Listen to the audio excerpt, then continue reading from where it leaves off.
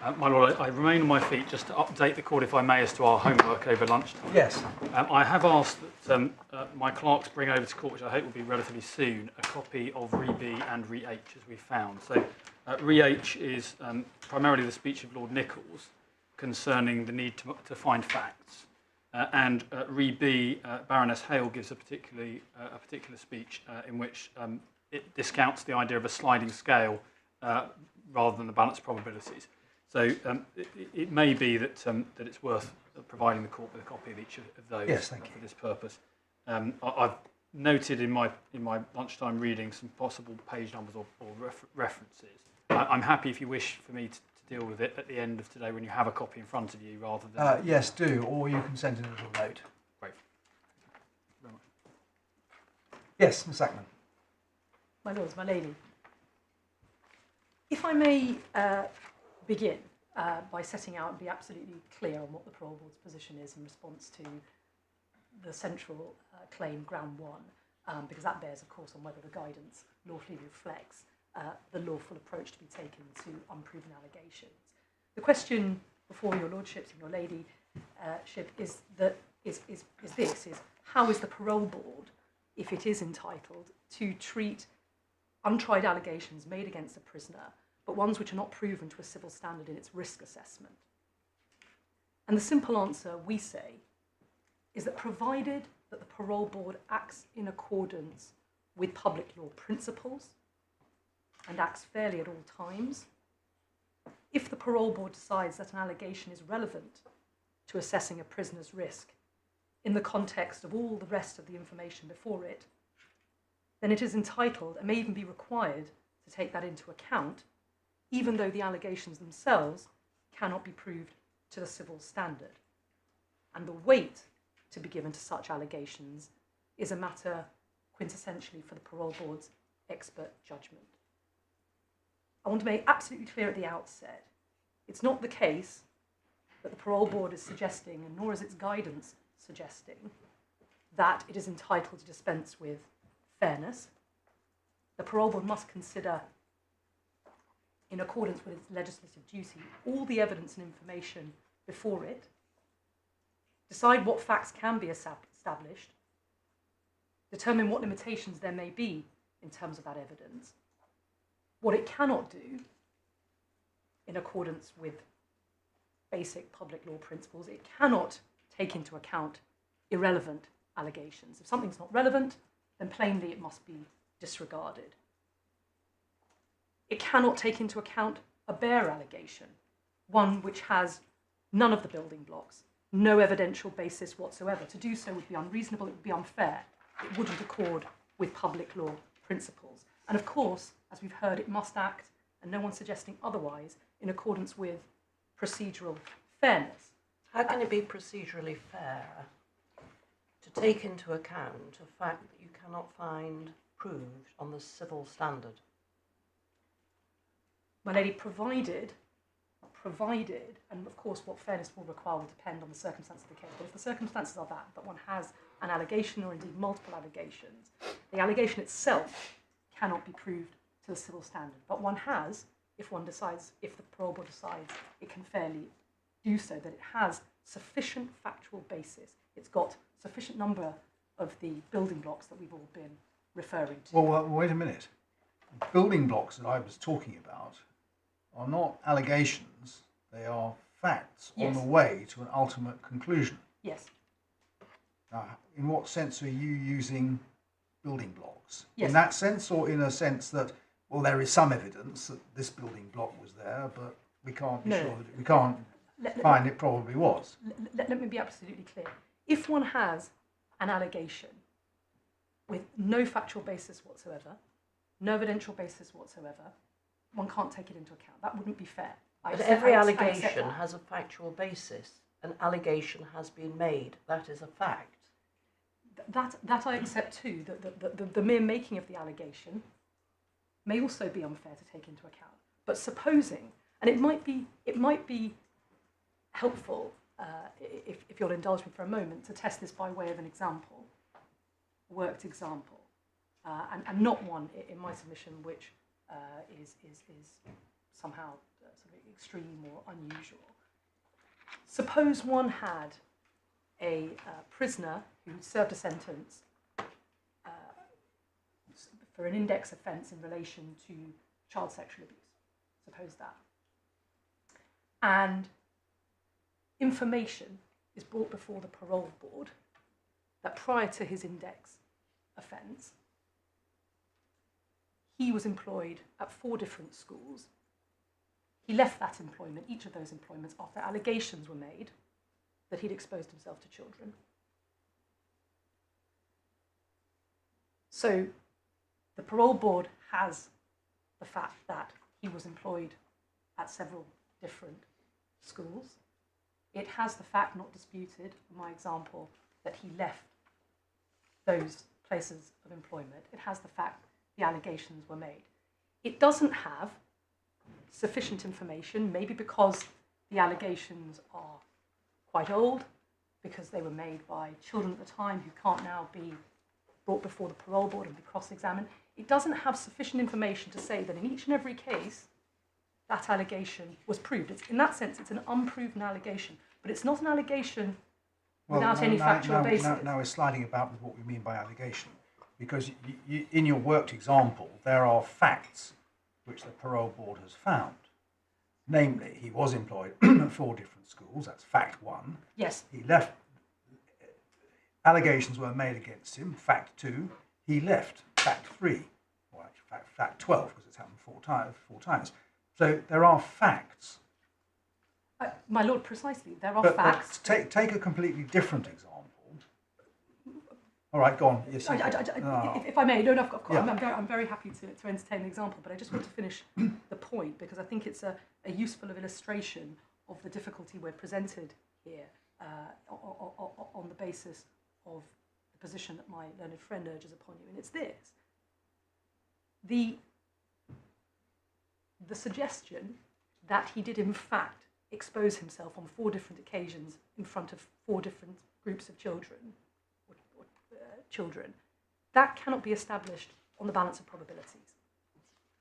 Now, my learned friend, his argument has evolved from the way he put it in Morris, where he said you disregard the allegation, everything that goes with it altogether. It's evolved, so it's now become, it's permissible to draw inferences from proven facts.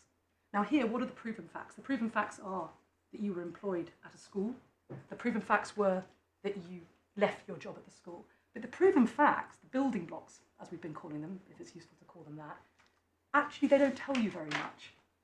The thing that is relevant to the assessment of risk, which of course is the exercise that the parole board is undertaking in line with its statutory duties, the thing that is relevant to risk is the fact that in each of those cases, you left because an allegation had been made against you of exposing yourself to children. That is relevant to your index offence. So it's relevant, it's information that's relevant. We can't substantiate the allegation of it having happened on the balance of probabilities, but it's something that's plainly relevant to the assessment of risk. And on my learned friend's argument, it must be disregarded because the allegation itself isn't proven. That's not what he said this morning. That's not what he said at all. What he said was, in answer to my lord's, that it is quite proper for the parole board to use the facts that are found, as my lord described in as the building blocks, but what is impermissible is to say, well, because we've got someone who was employed in 3 schools, who was the victim of 3, or was the subject of 3 complaints of indecent exposure, and who on 3 occasions left, should not lead the parole board saying, and therefore we find that he did expose himself. That's Mr. Rule's argument. And my lady, the parole board wouldn't disagree with that. The fact that that it takes the account of the allegation of the exposure of him having exposed himself doesn't lead it when it comes to risk assessment to treat as it is true. We're accepting here the reason we're in Route 3 as it's been labelled. The reason we're in this scenario is because we accept that the allegation itself can't be proved on the balance of probabilities. So it's not as if when we come to the risk assessment that we're treating it as having happened. No suggestion by the parole board that suddenly it can elevate it to being probably true in the absence of facts. But it can't disregard the fact that the allegation has been made and that itself is relevant to risk when it's got some factual basis, the fact that he worked at the school, the fact that he was dismissed. It has to put all of that. Now, of course, something where I think that we're agreed with, one could draw inferences from the example that arose in the Pearce case. The fact of his having left the school is put, say, to the prisoner, and perhaps the parole board inquires, well, can you explain the circumstance in which you left? Why did you leave? Perhaps he's evasive. So one can draw, I don't think there's any dispute, one can draw that inference and say, well, he's been evasive when facts that are proven, the fact that he worked in the school and he left, and that gives rise to inferences which are relevant to risk. But really, there's a certain artificiality to that exercise of my example, because the thing that is relevant to risk is the allegation of the harmful behaviour. It's not that when one comes to the risk assessment, which is after all the nub of the exercise so far as the parole board is concerned, that one is treating allegations which have not been proven to the balance of probabilities as true. But one is saying they are relevant to risk, and we've got sufficient factual basis. Well, they can only be relevant to risk if they have got evidential weight, surely. And if on the example that you've put forward, for example, the board had said to the unfortunate caretaker who'd lost 3 jobs, well, why did you leave? And he said, well, on the first occasion, I was so shocked that I could be accused of such a thing that I did not feel that my position was any longer tenable. I went to the second school and I found that there had been a smear campaign and I had to leave, and the third school, the same thing. Now, the fact that allegations had been made would, if he was being credible, not take you anywhere, would it?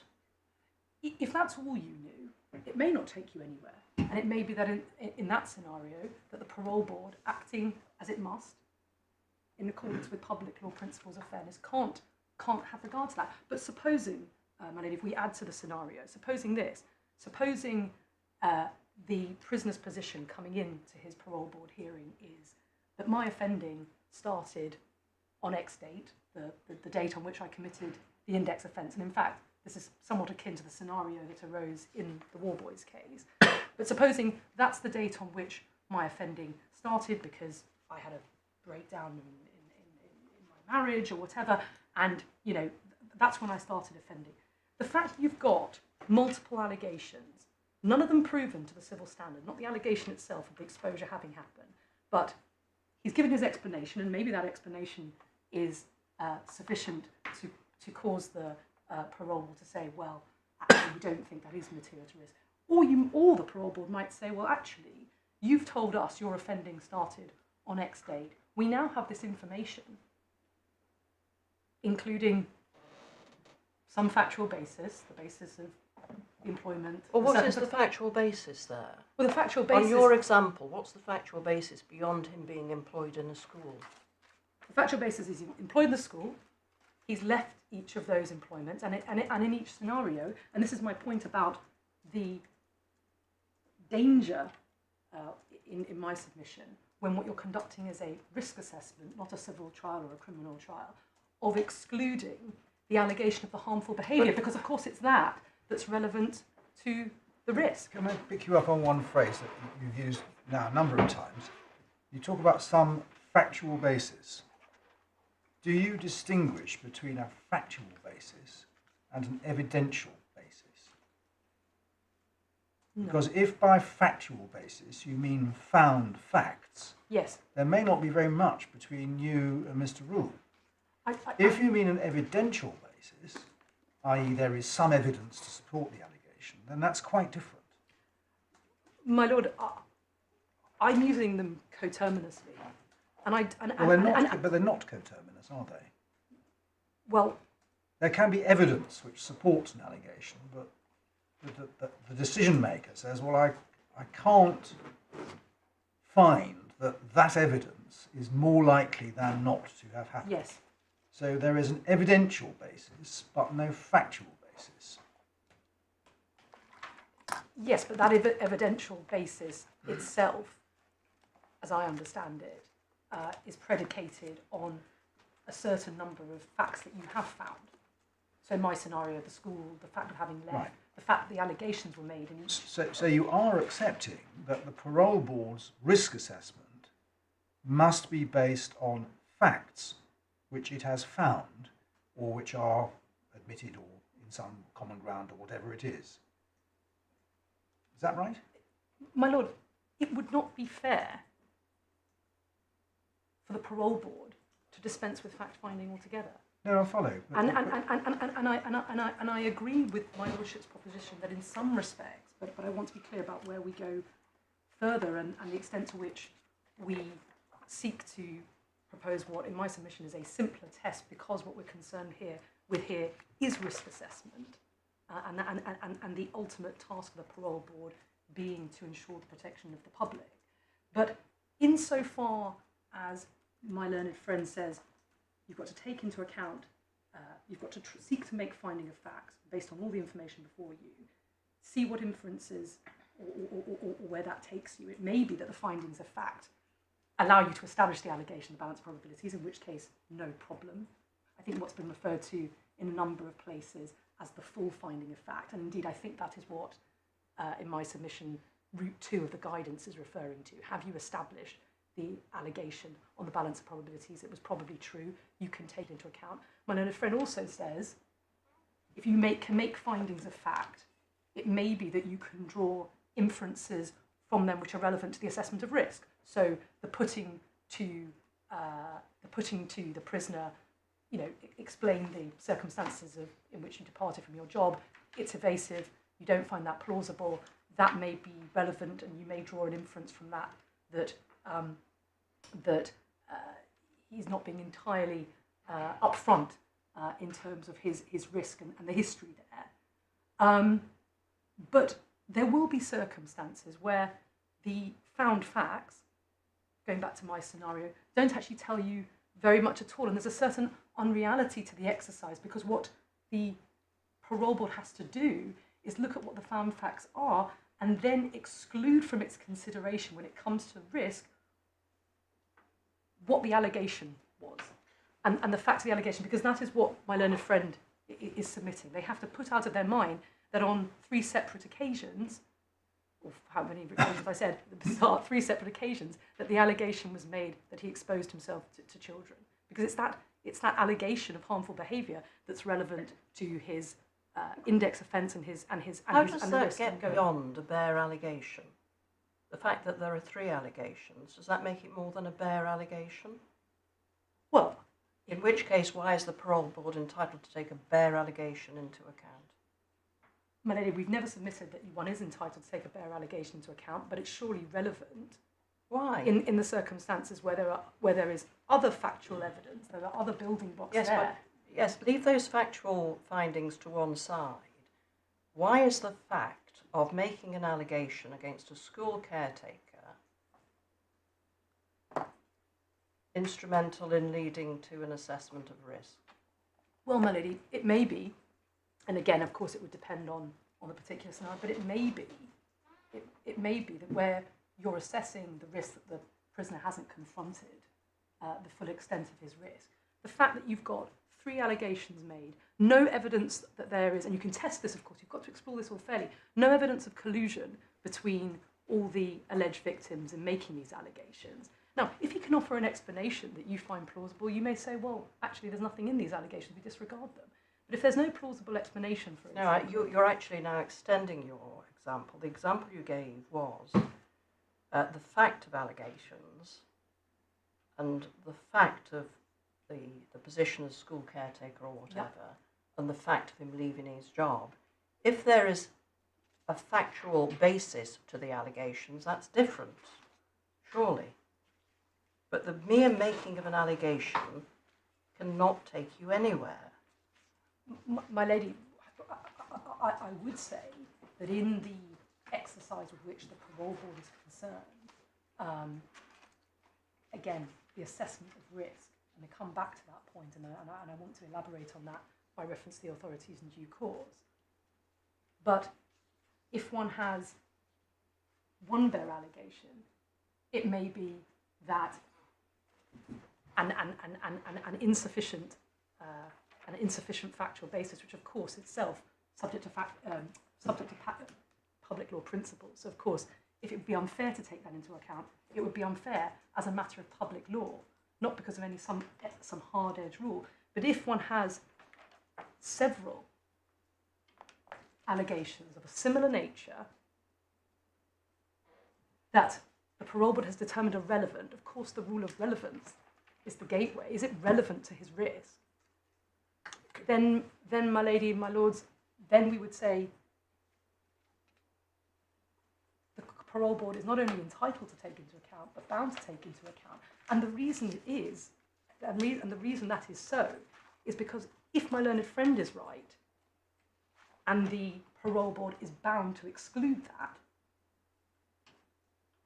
then critically, that is going to mean leaving relevant factors, relevant to the question of risk, out of account. No, it isn't. No, it isn't. What Mr. Rawls said was, you don't have to get to the stage of finding an allegation proved before you take into account the facts that may be pertinent to the assessment of risk. And this is, as my lord said, the difference between using allegation and fact coterminously. My lady, we do not issue, and in my submission, the guidance doesn't suggest that one jumps straight, or that it's permissible to jump straight to the consideration of allegations without more. That would be unfair, and it'd be contrary to the guidance. Even if there are multiple allegations? Yes, one has to, the parole board, logically, as the case is set out, logically, so what's the totality of the information before us?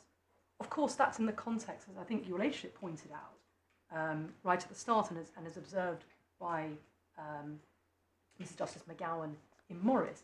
All of this is happening. The risk assessment is happening in the context of a finding obviously having been made in the context of a criminal trial of this individual's culpability for criminal offending. Right? So they've been sentenced for the culpability. Yes. That has been determined. The issue in the unproven allegation situation is whether or not you should be making 2 and 2 into 6. That's Mr. Rawls' point. I'm not sure I follow the 2 well, and 2 into 6. Let me explain. Of course. If you have certain constituents of a criminal offence... Sorry, my letter of genius, I just wanted to hear what he had to say. If you have constituent parts of a criminal offence, and the facts that are established or able to be established before the parole board only take you to 3 of them instead of 4 of them, then you cannot say, and therefore we find proved as on the balance of probabilities that he has sexually assaulted the child. But you could say, but what we do find is, first of all, that he was in the presence of children for no good reason. Secondly, that when asked why he was with the children, he gave no good reason and seemed to be rather evasive. Third, that subsequently he was seen to go to another set of children in the same playground, and it was very, very concerning that he was looking over his shoulder all the time to see if he was being observed. Those are facts found Yes. that don't actually culminate in an allegation proved, but they are still important facts. And that's Mr. Rawls' point. You take those facts, and the parole board, of course, must take them into account if they are relevant to risk.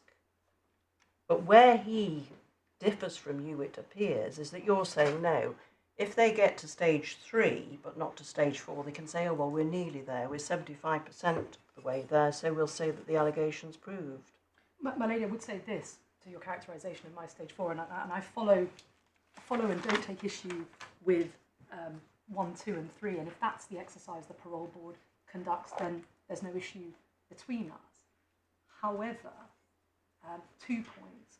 One, I don't say that if you've got 3, that 4 means that the allegation is proved. One is still weighing an allegation, so if one considers it in the risk assessment, the appropriate weight to be applied by the expert body is 1 to an allegation that hasn't been proved. But the second point is this, that in my submission there's a certain, I suppose, artificiality or unreality to the intellectual exercise that the parole board has got to engage in that scenario and in my learned friends argument, because it has to start off by taking into account these allegations having been made, then establish what matters it can find facts on. It can take into account those found facts and those found facts only, but it then has to go back and disregard the reason why it looked at this in the first place, which is the allegation that's made. That's not what Mr. Hall's saying. Can I, No, can I just go back a moment? Go back to my lady's example. Sure. There's the allegation that he's been in the playground, he's been approaching children, there were 3 or 4 occasions, and he's been looking over his shoulder and feeling nervous about the whole thing. And he says, I wasn't there. There is evidence that he was. He says he wasn't. The parole board say, well, we can't say that you were there, but there's a good chance you were. So we're not finding as a fact that you were in the playground at all. Now, what are they to do, if anything, with that state of affairs? My lord, I would say it's a matter for the parole board's So they experience can. and expert They can take into judgment. account that there was a significant chance that he was in the playground, even if they can't say that he was.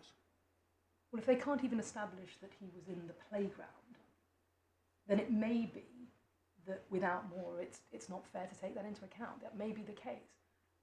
If it cannot establish even that to.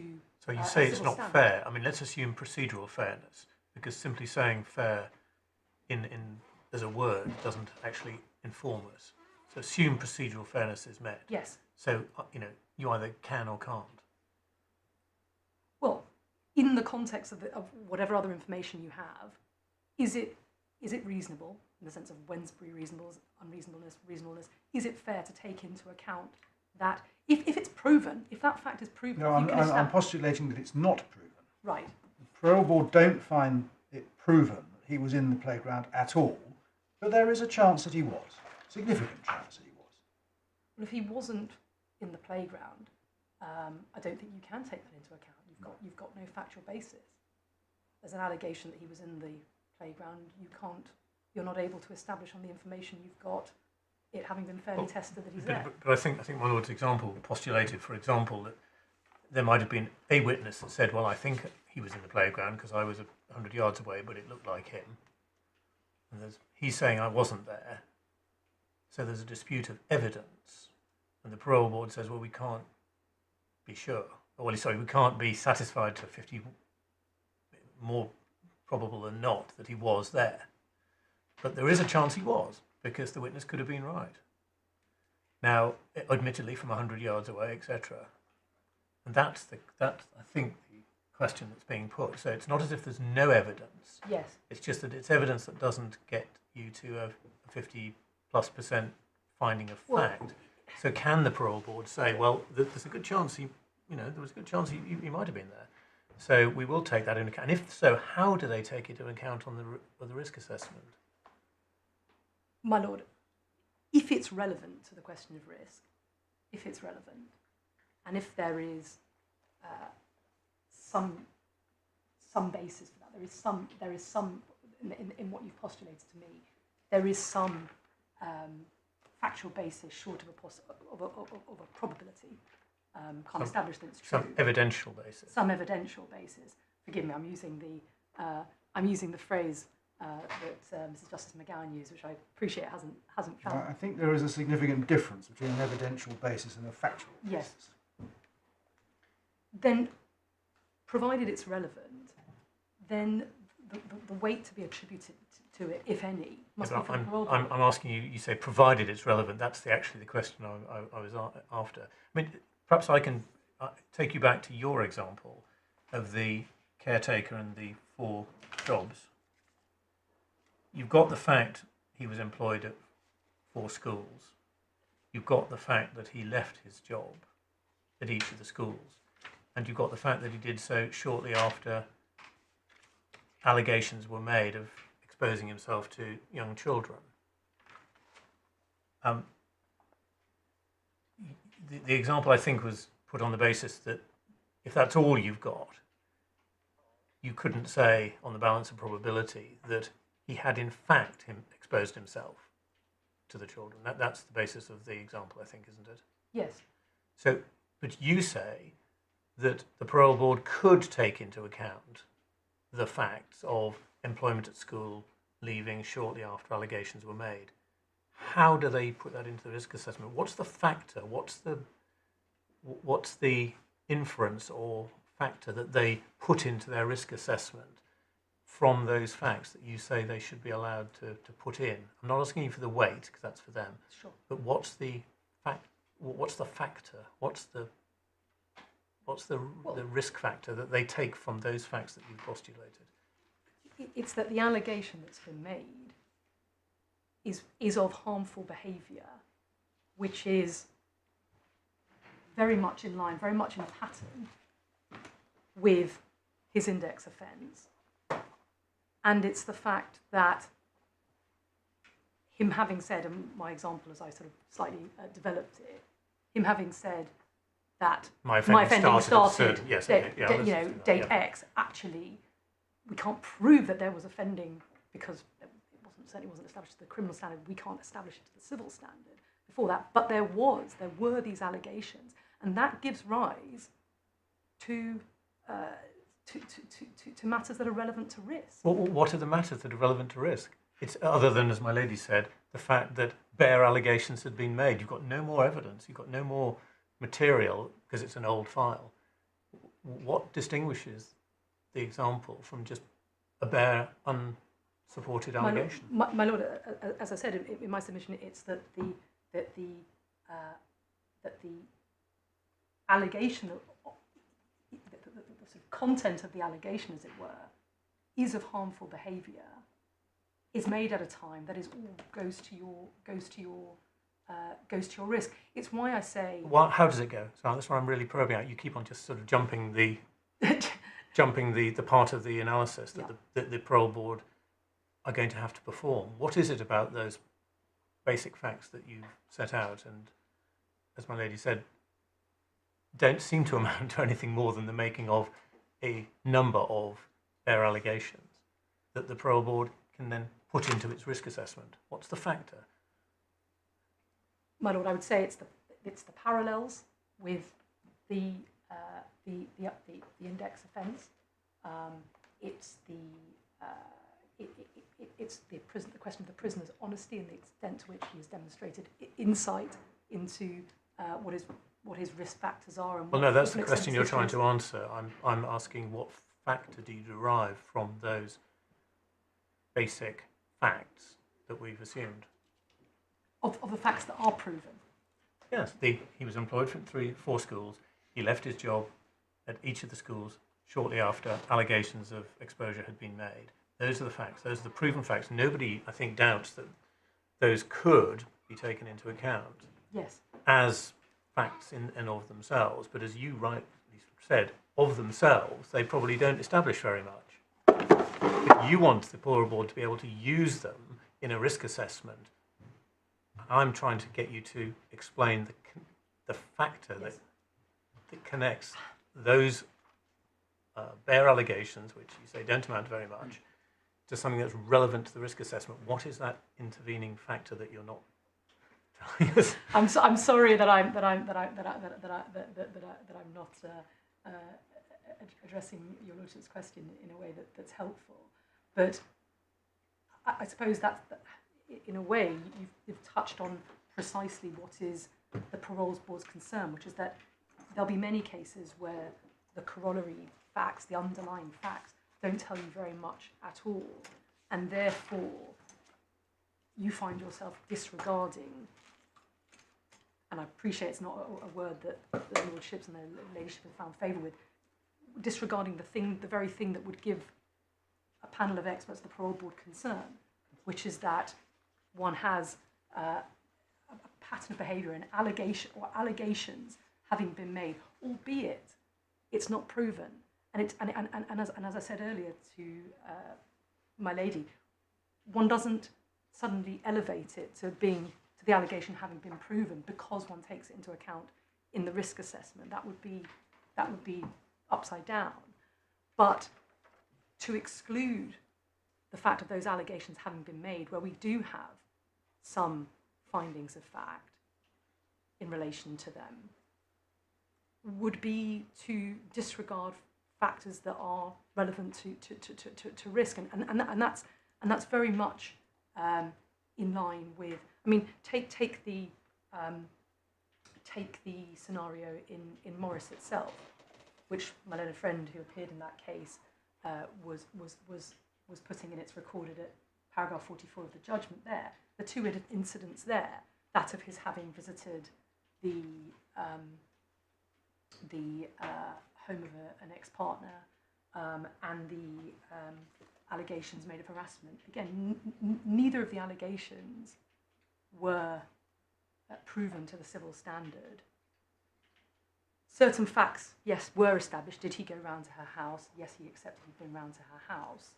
That wasn't sufficient for the Parole Board to say, yes, and based on your answers, you probably were there and you probably did grab her throat. On his argument, the Parole Board's got to disregard that. No, he doesn't say that, Miss Sackman, at all. What he's saying is, and it could be that he's moved on from Morris, and certainly I think that his oral arguments had moved on from his skeleton arguments somewhat. But what he's saying is that in Morris, it was quite proper, and there was a factual basis for the Parole Board to say, yes, not only did he go to his ex-partner's house, but he was involved in an altercation, a violent altercation, that stopped short of him grabbing her throat or whatever. Now, the fact of him being involved in a violent altercation is actually a factor, Yes. because it's based on a fact that they find, in fact was admitted, so it seems, and they can then carry it forward and say, and looked at in the holistic assessment, we can say that this is significant to risk because it shows that he's got anger management problems, that he still hasn't got over his attachment to his partner or whatever. But that's more than a mere allegation. There's been a finding of fact stopping short of an allegation. And Mr. Rule is saying the Parole Board, of course they've got to take that into account. And of course they can take it into account, providing that they do it in a fair, procedurally fair way. Now, but that's a bit different from a bare allegation. I quite accept that, my lady. That clearly is different from a bare allegation. And it may be that there will be many such cases where on the basis of found facts, one can draw all the necessary inferences and conclusions for the purposes of risk assessment. Well, can I go one further before you go any further? Oh, of course. Sorry, I didn't mean to cut across. Suppose, however, that the Parole Board in the Morris case had said the offender's ex-partner has made an allegation that he came around to her house and that he was involved in a violent altercation that ended with him grabbing her around the throat. However, we come to the conclusion, and this is going back to an example that my Lord Justice Lewison put, we've come to the conclusion that we are not able to find as a fact, even to the civil standard, that he did go round to the house.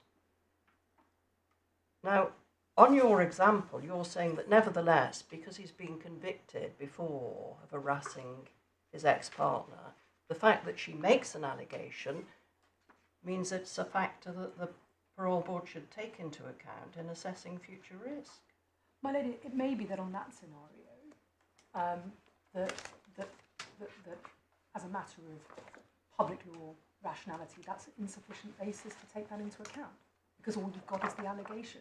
You've just, it may be that simply isn't a sufficient basis to take account the suggestion. Well, suppose the ex-partner provides a witness statement saying, yes, this is what happened, but they still can't find that he went round to the house. So you've got an evidential basis for it, but they can't find that it's more probable than not that he went round. Well, they've got to form a reasonable view on whether they've got sufficient evidential basis for it. And plainly, the more building blocks one has, albeit one isn't able to establish that the alleged conduct actually happened or probably happened, that is going to be relevant to weight. That's what Morris says. That's going to go to weight. The more information you have, you've got a witness statement, you've got other corroborative evidence, you've got the fact that it fits a pattern or whatever. The more you've got, the more that's going to be relevant to weight when you take it into account. Well, that may enable you to find the fact. It may do. It may do. In which case, we're not having No. this argument. But as is probably clear to all of you by now, I have problems with this word allegation. In Morris, the allegation was assault.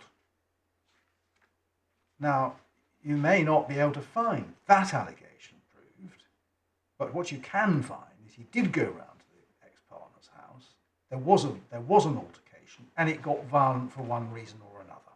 Yes. Which is quite similar to what you've made those findings. Those are findings. And I think Mr. Rule would say, well, you can take those findings into account in your risk assessment, and so would you. Now, you haven't proved the allegation, if by that you mean the charge on the indictment. No, you haven't proved that. But what you have done is you proved facts which fall short of the charge on the indictment. Yes, and my lordship's example is based on Morris, but it's also somewhat similar to the example that Mr. Justice Bourne gave in the court below at paragraph 39, which I think we looked at earlier. He gives a domestic violence example as well, where the allegation that an assault took place, sorry to use that word, isn't proven, but the fact that the individual was present and that there was an altercation is a very similar type scenario. I suppose my submission in pushing that further, I think we're common ground on all of that, but my submission in terms of pushing that, or seeking to push that further, or seeking to suggest that the law as it stands goes further than that, and that the only limitations are on the risk assessment exercise are those of public law constraints, rather than this somewhat, we say, formulaic, mechanistic approach of finding a fact. Logically, one seeks to find the facts before one turns to the risk assessment, but saying that one is precluded from having regard to information that is relevant because one hasn't been able to establish to the civil standard that it's proven, results in the parole board having to engage in an exercise that is complex in two ways. Firstly, it has to, much like, as my learned friend explained, has to act much like a court and conduct a quasi-civil trial.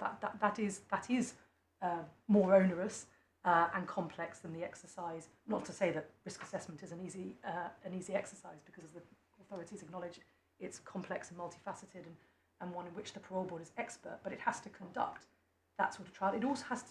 It also becomes complicated because one is engaged in an intellectual exercise where one is presented with information of the unproven allegation. One the parole board then has to establish what the found facts are. It can look at those and those only when it comes to risk assessment, drawing whatever inferences it's able to. But there will be cases, and that's what I've sought to demonstrate through my example, whether you're persuaded of it or not is another matter, where the facts that you're able to prove, and even the way in which you're able to test it with the prisoner and gauge their reaction and what that tells you about their risk and their insight, all of that might be relevant, we're all agreed on that. But it may be that those underlying facts that you are able to establish don't tell you very much at all. And so one has to engage in this intellectual exercise, having conducted that mini trial, that says,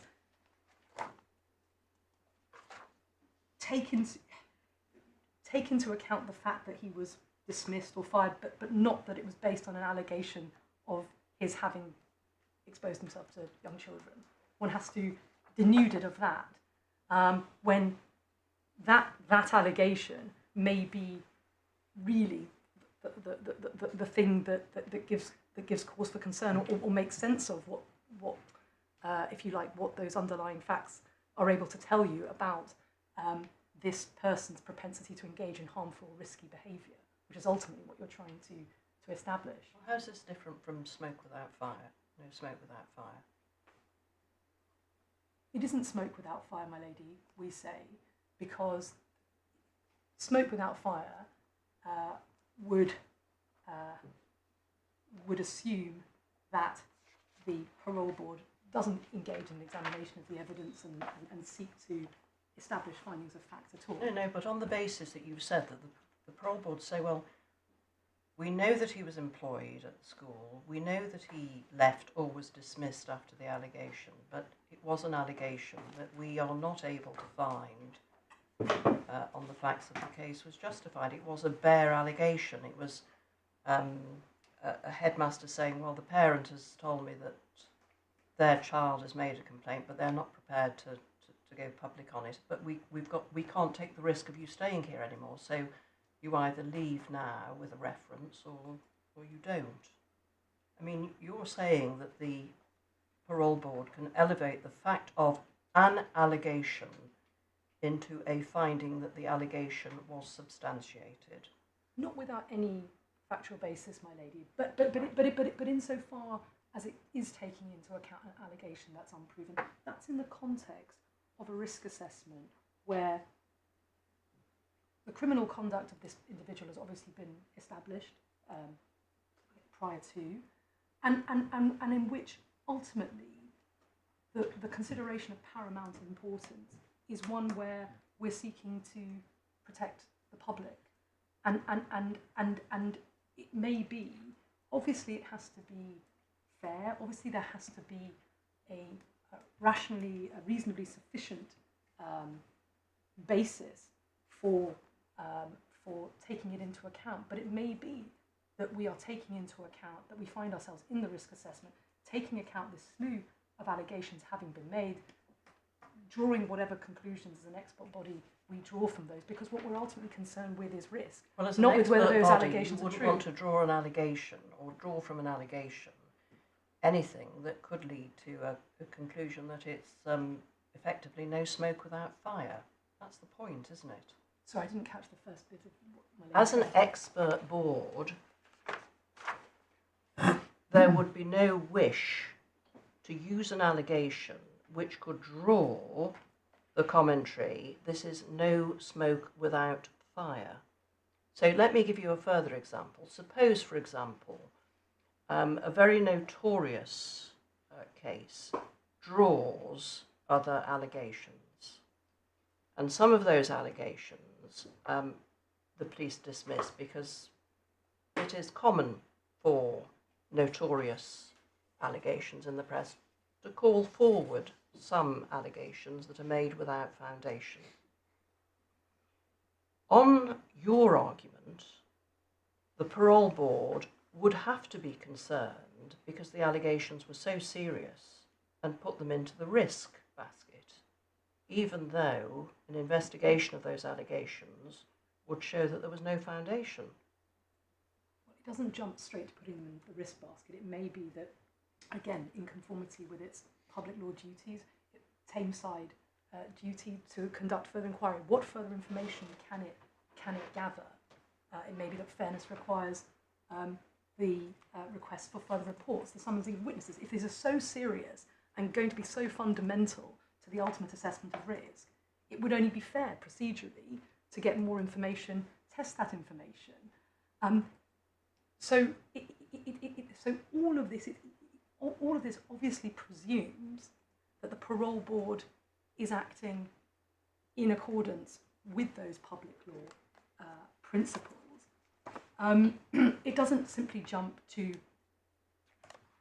putting the bare allegation into its risk assessment and treating it as if it was true. That's not what the guidance permits or encourages, and it's not what the parole board does. But there will be cases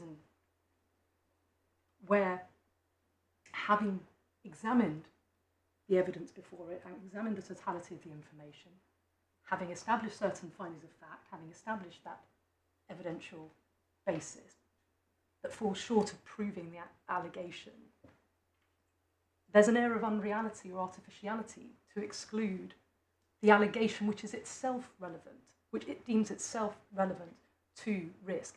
And if there is scant basis, if all you've got a very serious allegation, but all you're going on, having sought to act fairly and conducted that whole examination, acted procedurally fairly, and all you've got is very scant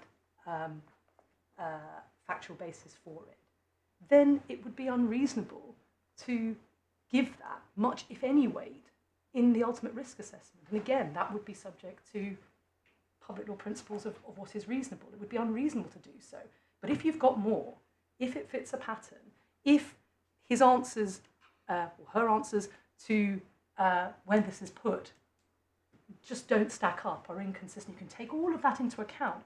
But what I'm positing is that it's bizarre to put the fact of the allegation to the individual, test all of that, draw inferences from it, but then when it comes to the risk assessment, disregard or treat the allegation as never having been made. No, but if you do all that questioning and put the allegation to the individual and he gives an evasive answer, you don't believe, etc., you may well be able to take those matters of evidence into account and actually find the fact. You may. In which case, you take it into account because you found the fact. But the point is, if you can't, the difference between you is you shouldn't, says the appellant, and you say you can. I mean, yes. To take my Lord Justice Lewison's example of the person who goes round to the house and there's an altercation, the issue is whether there was an assault. Everybody would accept that in a risk assessment, as I would understand it, you can take into account the fact that the prisoner went and put himself into a position of in the presence of, let's say, previous partner. Yes. That's relevant to the risk assessment. He's the person who, he wants a continued connection. You can also take into account on the risk assessment that he's the person who becomes involved in an altercation. In other words, he's not a placid individual.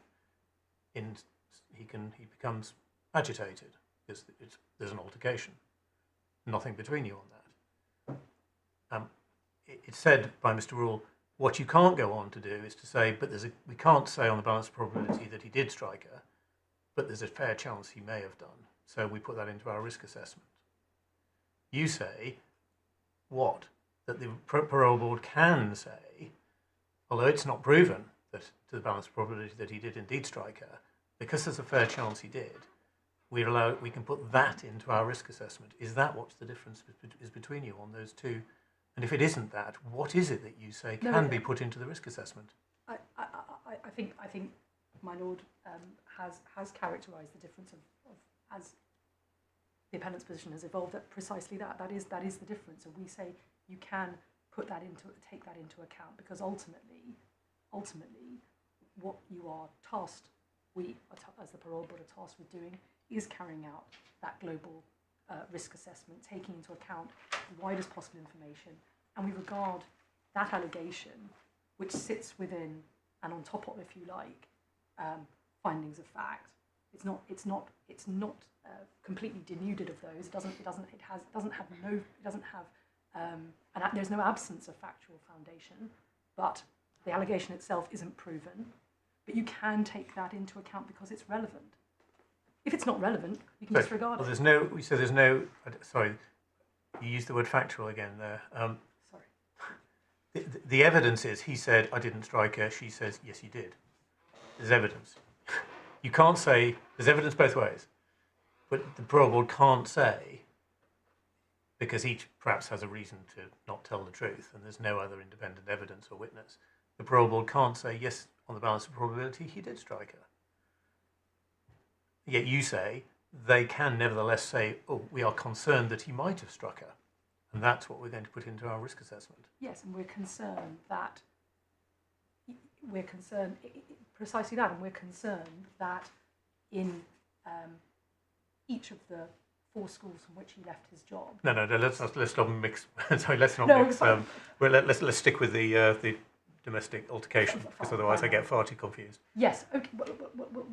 Well, okay. But the reason. I'm sorry for hopping around, and of course I address your scenario. But the reason I did hark back to that is because in the case, in the scenario you put to me, it may be that one is able to derive information based on found facts of sufficient relevance that tells you everything you need to know about risk, because actually what you're really interested in is the fact he keeps putting himself in these dangerous scenarios.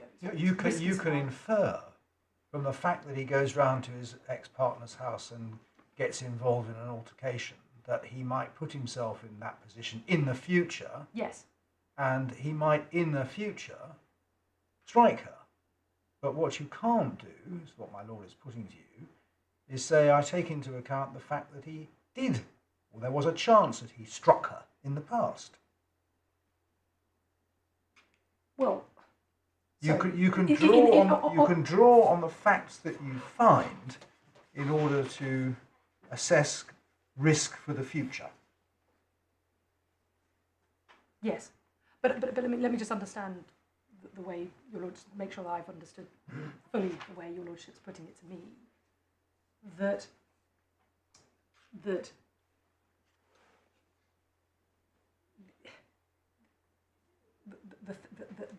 on that scenario, the parole board is not taking into account the allegation that he, in fact, assaulted her, but that he put himself into that scenario, that there was a heated altercation. And it may be that in that scenario, actually, it doesn't tell it very much whether he did in fact do it on that particular night or not, because actually it's inferred a whole bunch of things, triggered by the allegation having been made, of course, that are relevant to its risk assessment. But the concern the parole board has is that there will be scenarios where one has one or multiple allegations which are unproven, and where the things that you are able to establish as a matter of fact don't actually tell you very much at all, and yet where you will be leaving out relevant information relevant to the question of risk by not taking them into account. The danger is if you're in a scenario where the facts that you can establish don't tell you very much at all, the danger is with a distinct lack of transparency, the parole board makes a leap and then says, but there's a risk, and we're concerned. I mean, I think that's what's very much at the heart of this sort of debate, isn't it? It's a question of not ensuring that there isn't a non-transparent leap of logic. Yes. I don't want to use the word fairness because I think it's just a mask for imprecision. But the danger is there's a lack of transparency or a lack of good process, which is also masked by this concept of a concern. I hear fully what my lordship says. I mean, where where an allegation has a factual basis, the parole board's position would be that it is entitled, and in some cases, go further, it's bound to take into account that allegation, provided it ascribes it a rational degree of weight. What it's not saying when it considers it at the risk assessment stage, which is really, although we started to talk about multiple stages, it's really the only stage. It's the stage with which it's concerned. Doesn't mean abandon finding a fact, but that is the exercise that it's required to do. It's not saying that it happened. It's not it's not using it to inform its risk assessment exercise, treating it as a relevant consideration on the basis that it has somehow become proven. I want to be absolutely clear about that. It can only ascribe a rational amount of weight to it. And if it's ascribing great weight to something that it itself has established can't be proven because it just has insufficient information to reach that threshold, then that would be impermissible. But it is entitled to take it into account as part of the global risk assessment that it's got to reach.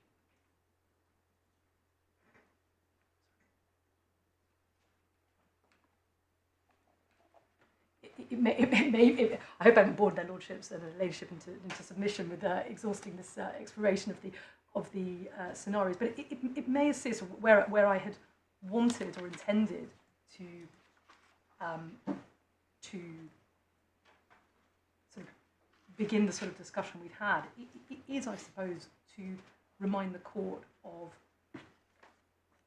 what the function and role of the parole board is, because it's in that scenario that we've got to deliberate as to you will need to determine what exercise it needs to go through and what its hearings under subject to this guidance in whatever form it may take, and ultimately the parole board here can well see that one or two of the authorities pull in different directions, and we're at the Court of Appeal, so it's for you to say what the proper approach should be, and of course the parole board will want its guidance to reflect that, but it has to be in the context of what the parole board's function and statutory obligations are, to provide a workable framework in which it can ultimately do its job, which is to get at the risk, and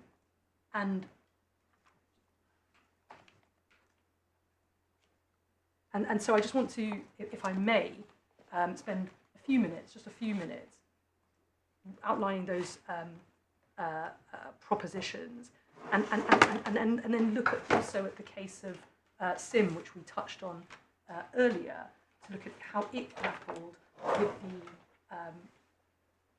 in particular, the approach that was explored a little earlier in the H, the family law child proceedings case, as to the approach that should be taken to fact-finding in that situation, and what it said about the relevance of that to the parole board setting, because as I keep underscoring, the parole board is engaged in a very different exercise to that of a civil and certainly a criminal court.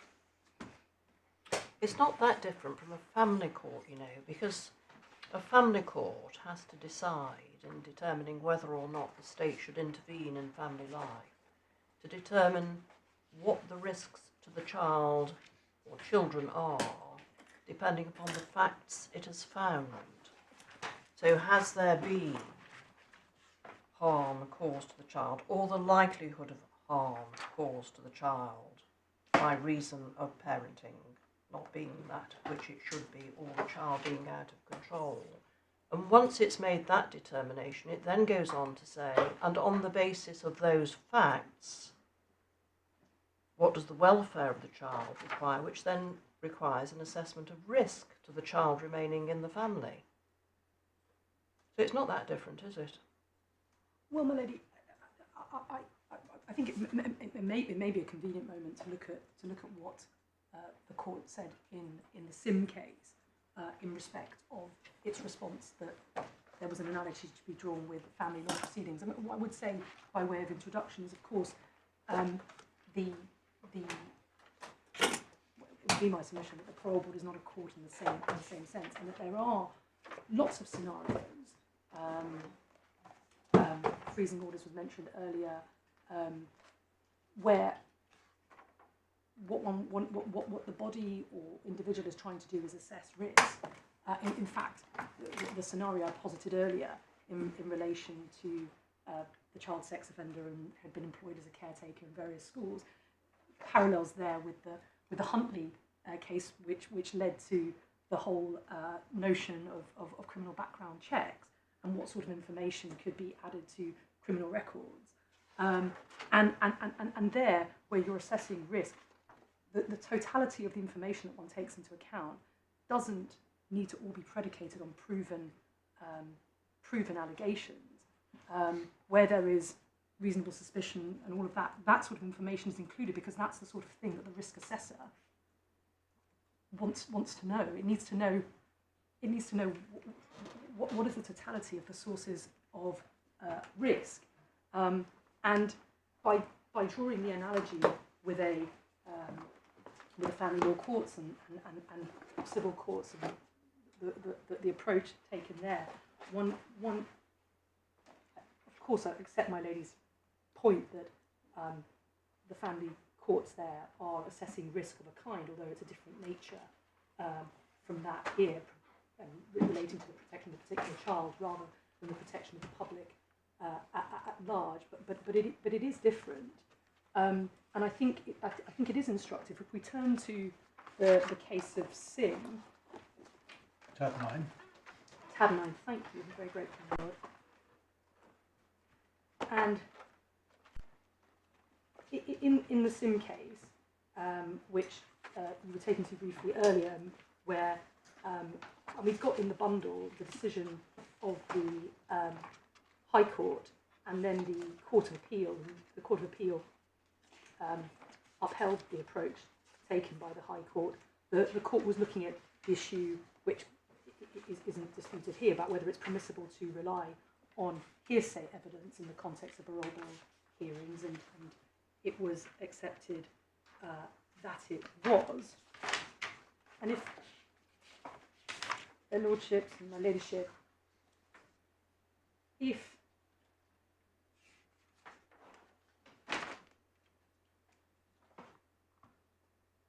you turn first to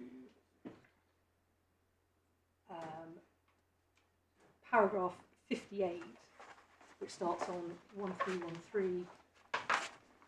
Of Mr. Justice Elias. This is Mr. Justice Elias, so starting with the High Court, which Yeah. the Court of Appeal doesn't move away from. I think it's probably put most clearly here, where there's an acceptance of duty on the parole board to act fairly, and again, we looked at this earlier, there'll be circumstances where that duty could require the termination of factual matters by cross-examination of relevant witnesses. And then further down in that paragraph, the fact that Mr. Sim in this case was maintaining that the factual allegations were false was a factor which the parole board had to take into account when assessing the weight they could give to these matters. But ultimately they had to assess the question of risk, and they should do that by having regard to all the sources of evidence before them that might have a bearing on that issue. And then there's some discussion about whether the exercise that the parole board is performing, whether that is analogous to that of a magistrate's court. One sees that at paragraph F, drawing on the authority of the Director of Public Prosecutions. This is actually Mr. Justice Elias, as he then was, recounting the submissions of the parole board.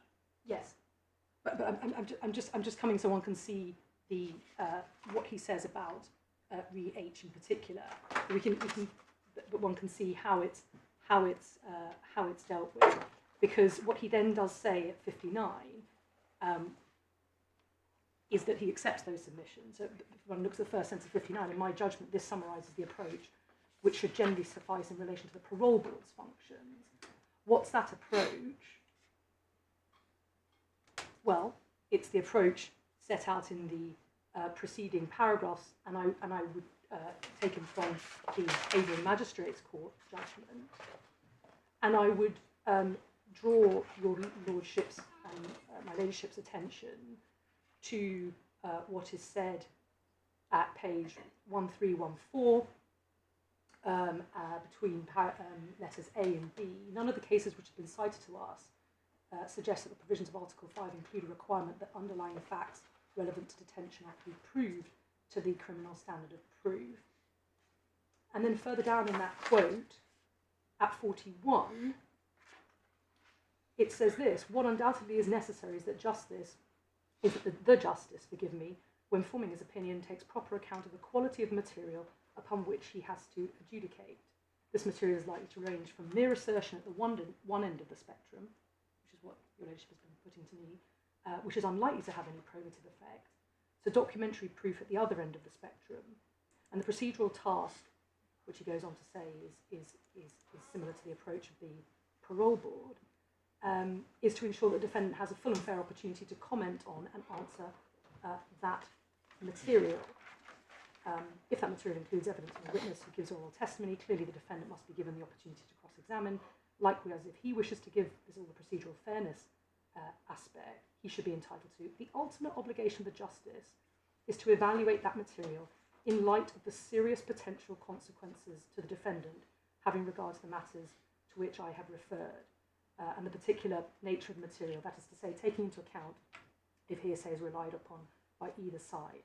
The fact that it is hearsay has not been the subject of cross-examination, and form an honest and rational opinion. So it goes to the weight, but one is evaluating all of the material and looking at the quality and nature of that material.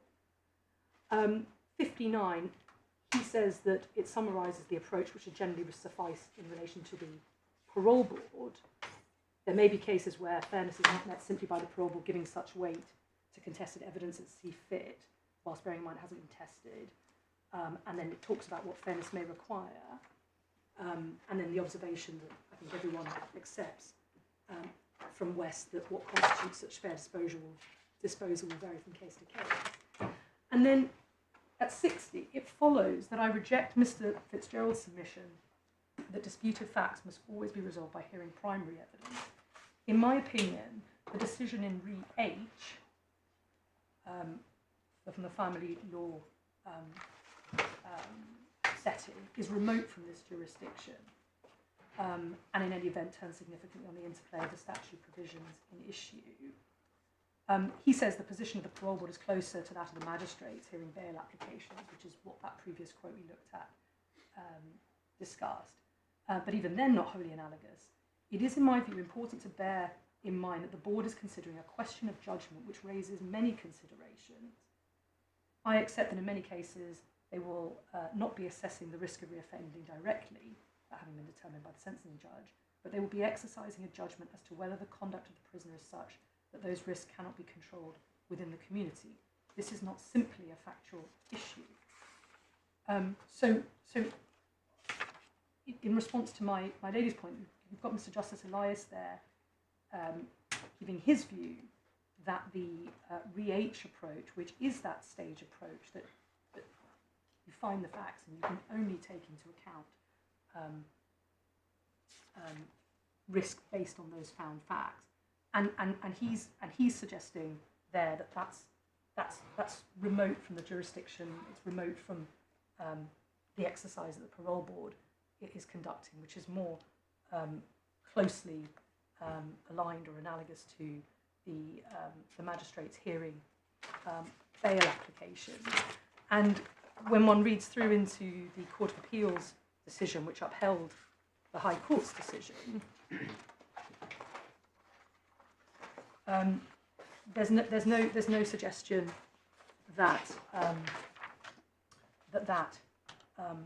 that proposition in his decision is being disavowed. In fact, it's picked up again because the argument was raised again by the claimant, and one can see that at paragraph 54, this time in the Court of Appeals judgment.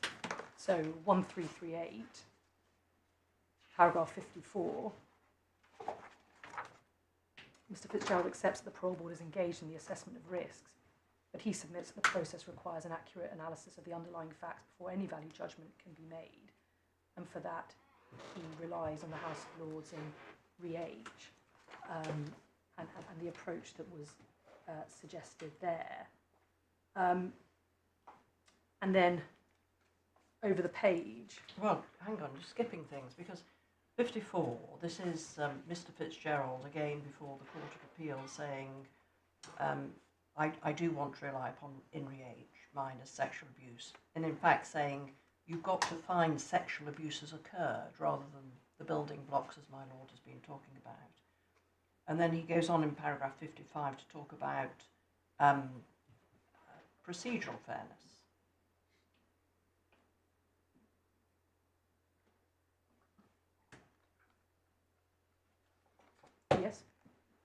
Yes, I don't disagree. So, I mean, where is this taking you? Well, it's not saying that you don't have to find facts before you make an assessment of risk. It's not saying that you don't have to look to see what facts you can find, but it doesn't suggest or posit a bright line rule that you can that you've got a two-stage test, which is what Re-H was suggesting, where finding a fact, if you can't find the fact, you don't go any further. It's not suggesting that. It's saying look at that spectrum of material, evaluate the nature and quality of that material, and you can reflect that ultimately in the weight to which you attach to it. It doesn't say, I appreciate, dispense with findings of fact and seeking to find facts altogether, but it is saying look at the totality of the material.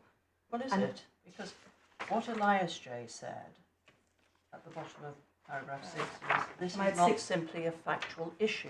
Yes. And it's not, because you find facts and then you say, and what do we draw from this?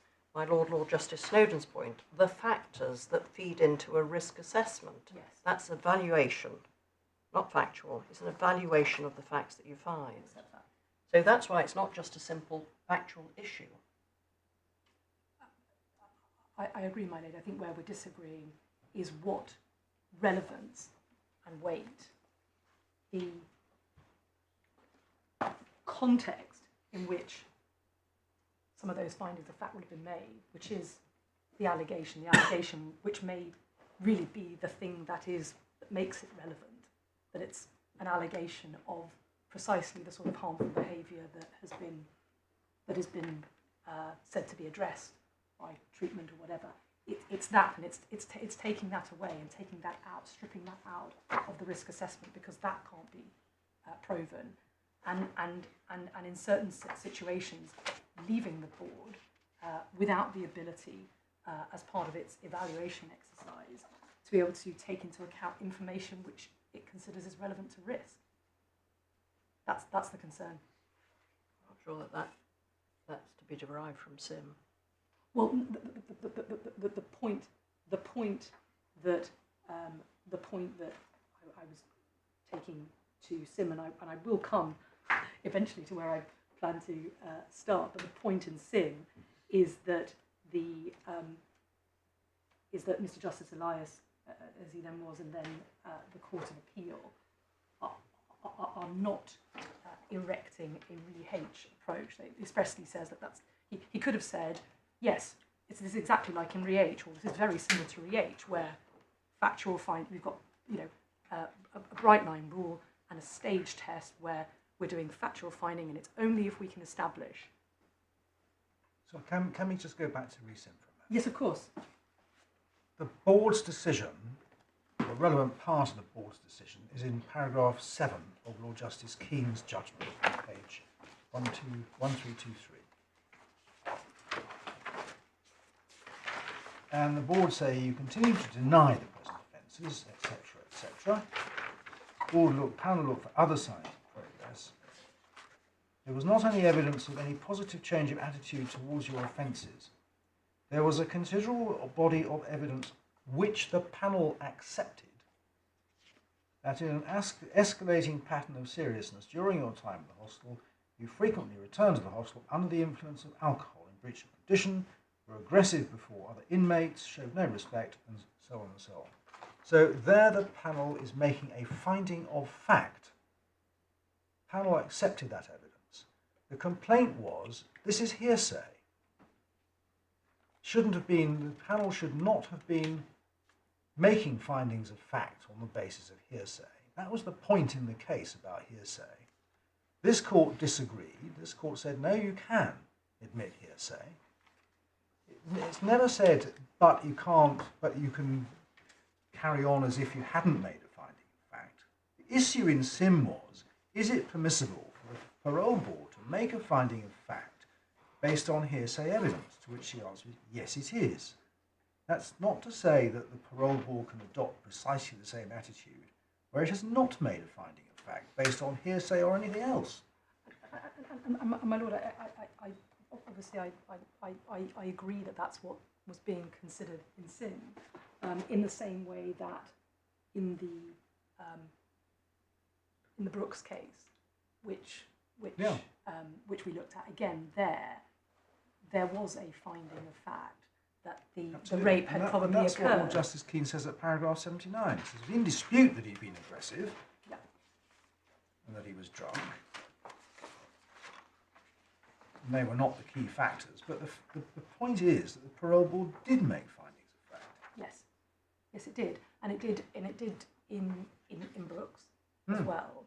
I know that my learned friend didn't disagree, although obviously we draw different lessons from it, from paragraphs 38 and 39, which his lordship drew attention to, and we would draw attention to those too.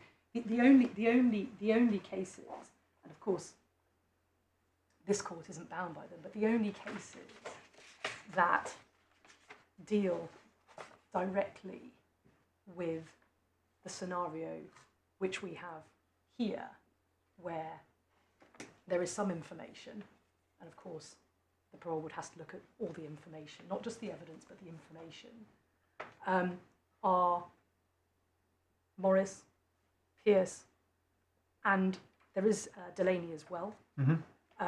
Although we can come to look at Delaney and the holding of Mr. Justice Andrew Baker is dealing with a situation where the parole board expressly, in setting out what its approach was, expressly said that we're not seeking to make any finding of fact. So it was in that context we can look at Delaney, but those are the only three cases, and I would suggest that really Delaney is dealing with mere allegation, and in a scenario where the parole board had misdirected itself, that it didn't even need to begin to entertain the thought of findings of fact because it said so in terms. The only cases before you that deal directly with the scenario in which you've got some factual basis, you've got some things that you know, but it falls short of the parole board being able to establish the allegation of balance of probability. What can it do with that information? Pearce, Mr. Justice Bourne in Pearce, says in terms that he's following the divisional court, and not simply, paragraph 29, not simply because he's bound to do so, but because he says there's no reason. No, he says he agrees with it. Yeah, I agree with it.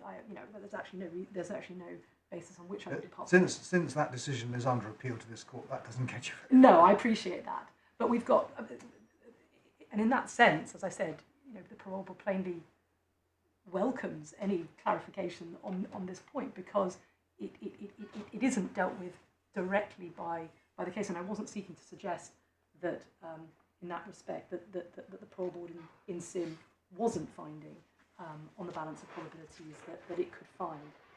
on the basis, albeit of hearsay evidence, that the allegations in that case were proven. It might be helpful just to look at Delaney quickly, just Sure. to explain the point, because Tab 19. plainly my learned friend says, well, this is my case.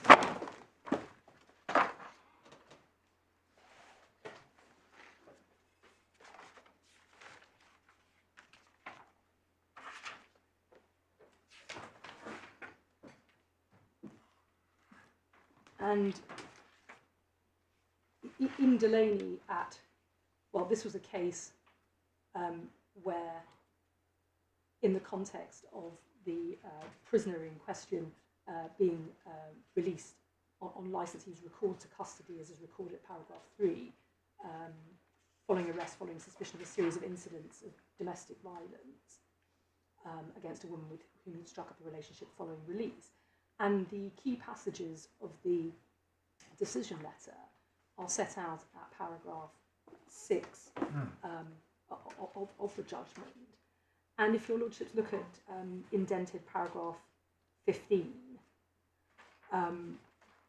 last sentence, your denial was unconvincing. So they obviously put the allegation to the prisoner. Your denial was unconvincing. The panel does not seek to make a finding of fact as to what happened between you and her. But it's clear that the original complaints to the police may well have been true, and that you pose a real risk of violence in an intimate relationship. But the first part of that is where the parole board error, if you like, it's stark error, as the judge went on to find, it is committed, because it doesn't seek to make a finding of fact. We're not trying to get to the bottom of what happened. So no findings of fact here, no factual basis whatsoever. You might have done it, you may not have done, it may well have been true, and on that basis we can take into account the real risk of violence. And it's in that context where the judge goes on to talk about why, in his view, that is impermissible. It's just an allegation. It might have been true, might not have been true, and we're not going to even seek to make any findings of fact. And he sets out his reasoning, and we looked at some of this earlier in 12 and 13. The panel cannot simply rely, this is the middle of paragraph 12.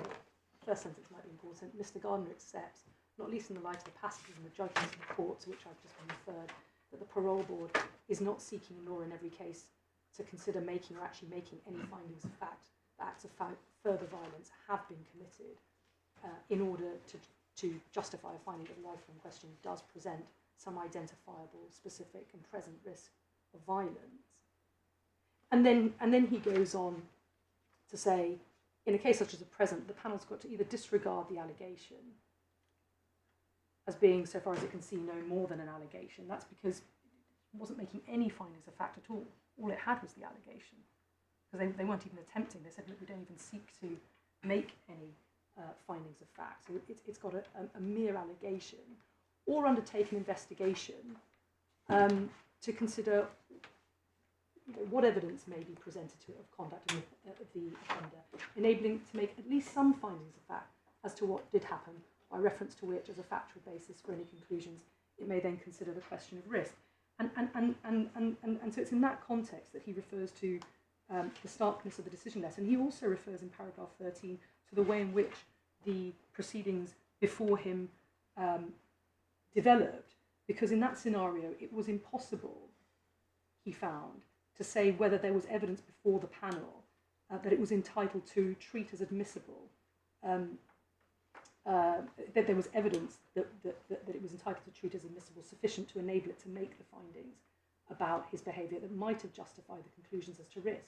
So he wasn't even able to form a judgment as to whether, even if it had attempted it, and of course it had said that it wasn't even attempting to make findings of fact, to on the basis of the information before it, whether that was reasonably, in the public law sense, sufficient to found the conclusions that it reached about risk. So that's the context in which Delaney was dealing with, where the parole board, that particular panel, didn't even seek to make findings of fact. We're not suggesting here that that is the correct course for the parole board in discharging its functions.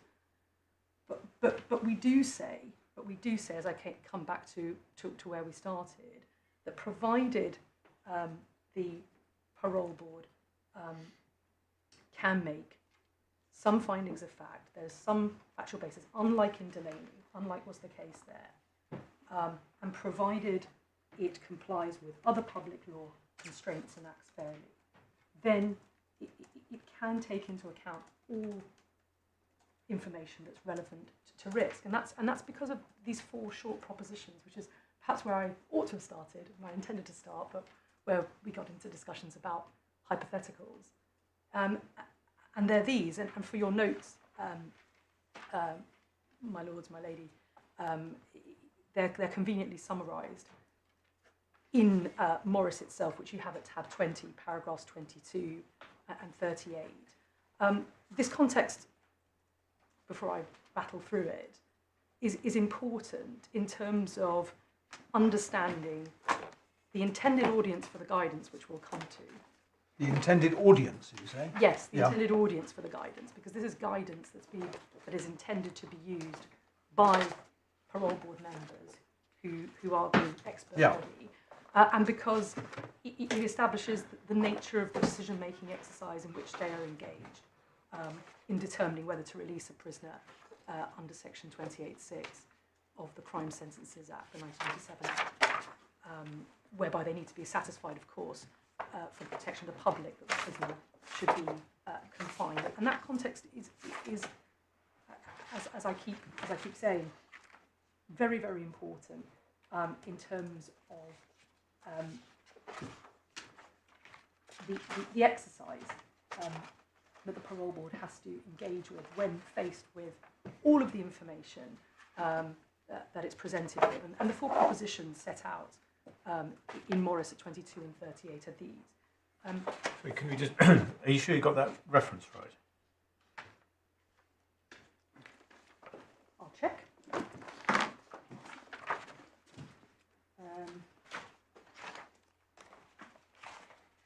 Maybe 38, but is it 22? Oh, 22 to 38. So it's where she sets out where she can, where 22 to 38. Sorry. Sorry, with where she conducts a review of the relevant authorities, and I just want to. Well, that's 32. Assessing risk. At 22, she's looking at the board's general functions, powers, and rules. So assessing risk. Yes, of course. Starts at 32. Of course, yes, you're right. It's 32. That there was an error in my note. Thank you. Just a warning, Ms. Sackman, you'll have to finish within the next 25 minutes or so. Yes. Thank you. And the propositions are these. Firstly, the role of the parole board is to carry out an assessment of risk. And now that's different from determining guilt in a criminal trial or liability in a civil trial. It's not determining a criminal charge. And for your note, Lord Justice Kennedy in Brooks at tab 8, paragraphs 28 to 29, makes that clear. In that task of assessing risk, the parole board must decide, in light of all the relevant material placed before it, whether the prisoner continues to pose a risk. And as we've seen in SIM, that's an evaluative exercise. It's not simply a factual issue. So that's what the parole board is engaged in. That's what this guidance is applicable to. Second, in the course of that risk assessment, the need to protect the public is paramount. And that's from the case of Watson, which your lordships, your ladyship have at tab 6. of Justice Rose, page 918. The parole board is not striking a balance between the interests of the prisoner. Of course, it's got to act fairly, but it's not striking a balance between the interests of the prisoner and the public. Its role is to safeguard the public from the potential danger posed by the prisoner. And that proposition is set out in the case of King at tab 16, paragraph 31. Engaged in the assessment of risk, need to protect the public is paramount. Third proposition is that the parole board are specialists. It's a specialist, it's an expert tribunal. And the panel members, through their experience and training, have expertise in the realm of risk assessment. So where these questions of appropriate weight, where these questions of relevance come into play, and how to treat that last bit, which perhaps your lordship says I was struggling to explain how it's relevant to the ultimate assessment of risk. Those are matters in which the parole board is expert and specialist, and subject, of course, to public law safeguards. So if it is placing unreasonable or irrational weight on something which it cannot establish has happened, then that would be unfair. It would be unreasonable in a public law sense. But the parole board is a specialist expert tribunal, and it knows how to conduct this sort of assessment without having imposed on it an overly rigid or overly complicated structure, but also fetter on the type of information it can take into account. And that leads me to the fourth point, which is that the parole board has a very wide latitude in terms of the information it could consider, and it must take into account all relevant information in the course of what is, as we've all said, a multifaceted exercise, and that's probably expressed most clearly in the McGettrick case, which my learned friend took you to, at tab 14, paragraph 22, where it says in terms it's incumbent on the parole board to have before it the widest possible information, a principle which of course stems from the very wide language of section 239, subsection 3 of the Criminal Justice Act, which refers not just to evidence but to information. And I haven't taken you to, but we might as well go there now in the time left, to the Warboys case, which of course was the genesis for this guidance and dealing with this particular issue of allegations, however slippery or that word may be thought to be. At tab 18.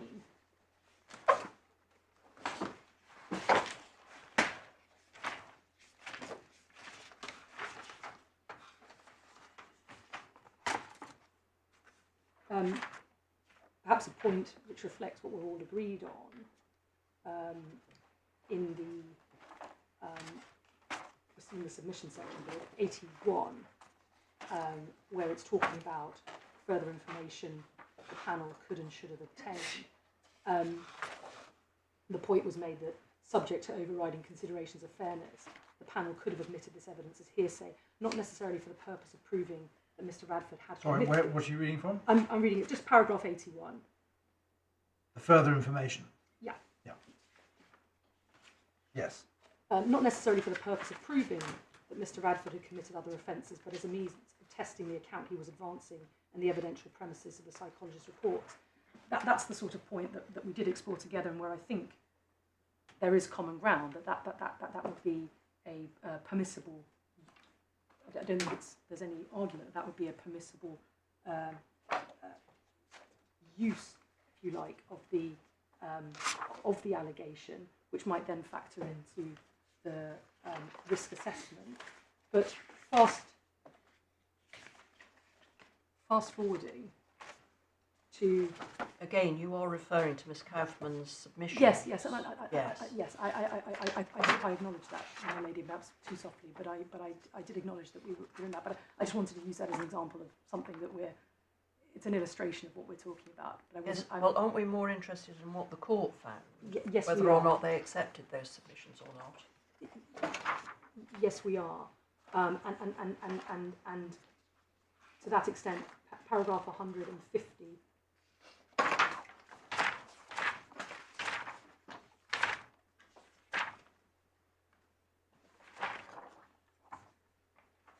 Paragraphs 150, I won't read them out because your lordships have seen them, but these are important paragraphs. Paragraphs 150, 151, 154 and 155. In particular, where it says at the foot of 154 that there is no implied limitation on the nature or temporal character of the information the parole board may take into account in assessing risk. The only constraint is that the board must act fairly.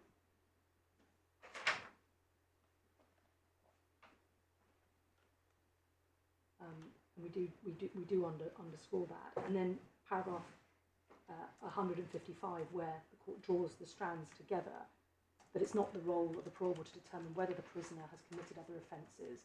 We cannot accept the extension of that submission. Shared by Mr. Fitzgerald, albeit advanced in slightly different terms, that is precluded from considering evidence of wider offending when determining that it is precluded from considering evidence of wider offending when determining the issue of risk. So there isn't as a matter of principle any express or implied limitation on the nature of the character of the information that the parole board can take into account, save for the constraint that it's got to act fairly and in accordance with public law principles. And what Mrs. Justice McGowan said in Morris was that proposition, that didn't represent a sea change with the previous authorities. It was consistent with it. Well, actually, you should take us to 155, where Lord Justice Lewison went on to say, in the circumstances of the present case, this evidence or material could have been used as a means of probing and testing the honesty and veracity of Mr. Radford's account. Yes. So that's slightly different from what you're proposing. Yes, and that again is one way in which it could be used. It's certainly not. Yes, I accept what my lady's putting to me, but it's also true to say that it doesn't preclude or restrict the use of relevant information in the way that the appellant is inviting this court to do. Well, it does. That's the whole point.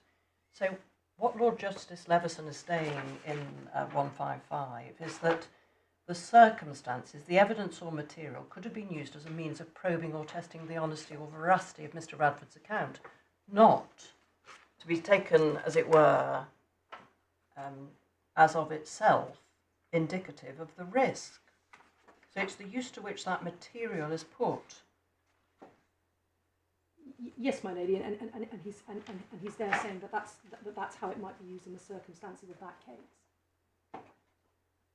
But nowhere does he say, as you're saying, that it can be used as standalone information to inform risk. I suppose all I'm saying is that he doesn't say that you're precluded from using it in that way.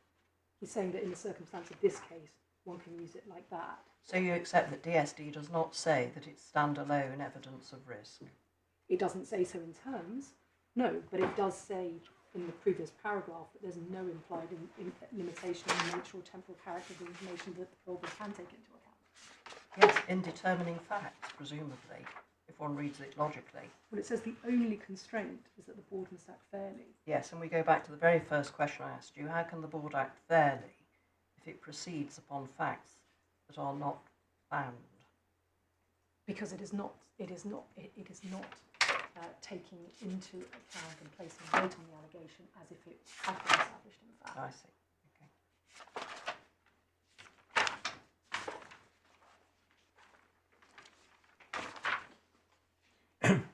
That sentence you've just been asked about commences at the risk of repetition. Do you by chance have the references earlier on in the judgment? I think it's 54. 54. I think so. I certainly don't have to hand, but I'm grateful to my lordship. That's where I'd have to do. Letter G.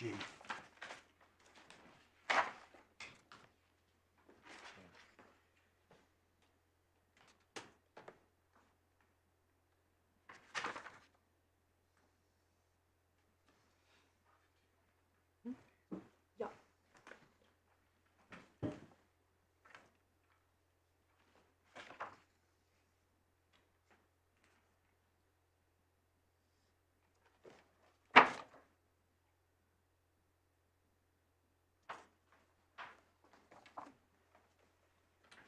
Yeah. Okay. Yes, I quite agree that 54 seems to be what he's repeating. At 145.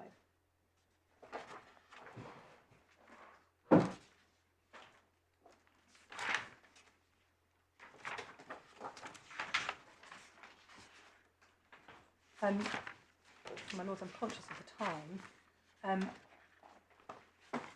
Your lordships have read the decision in Morris, and we looked at it in some detail. Indeed. This morning with Mr. Rule. I would just draw attention at this point. If I can find it.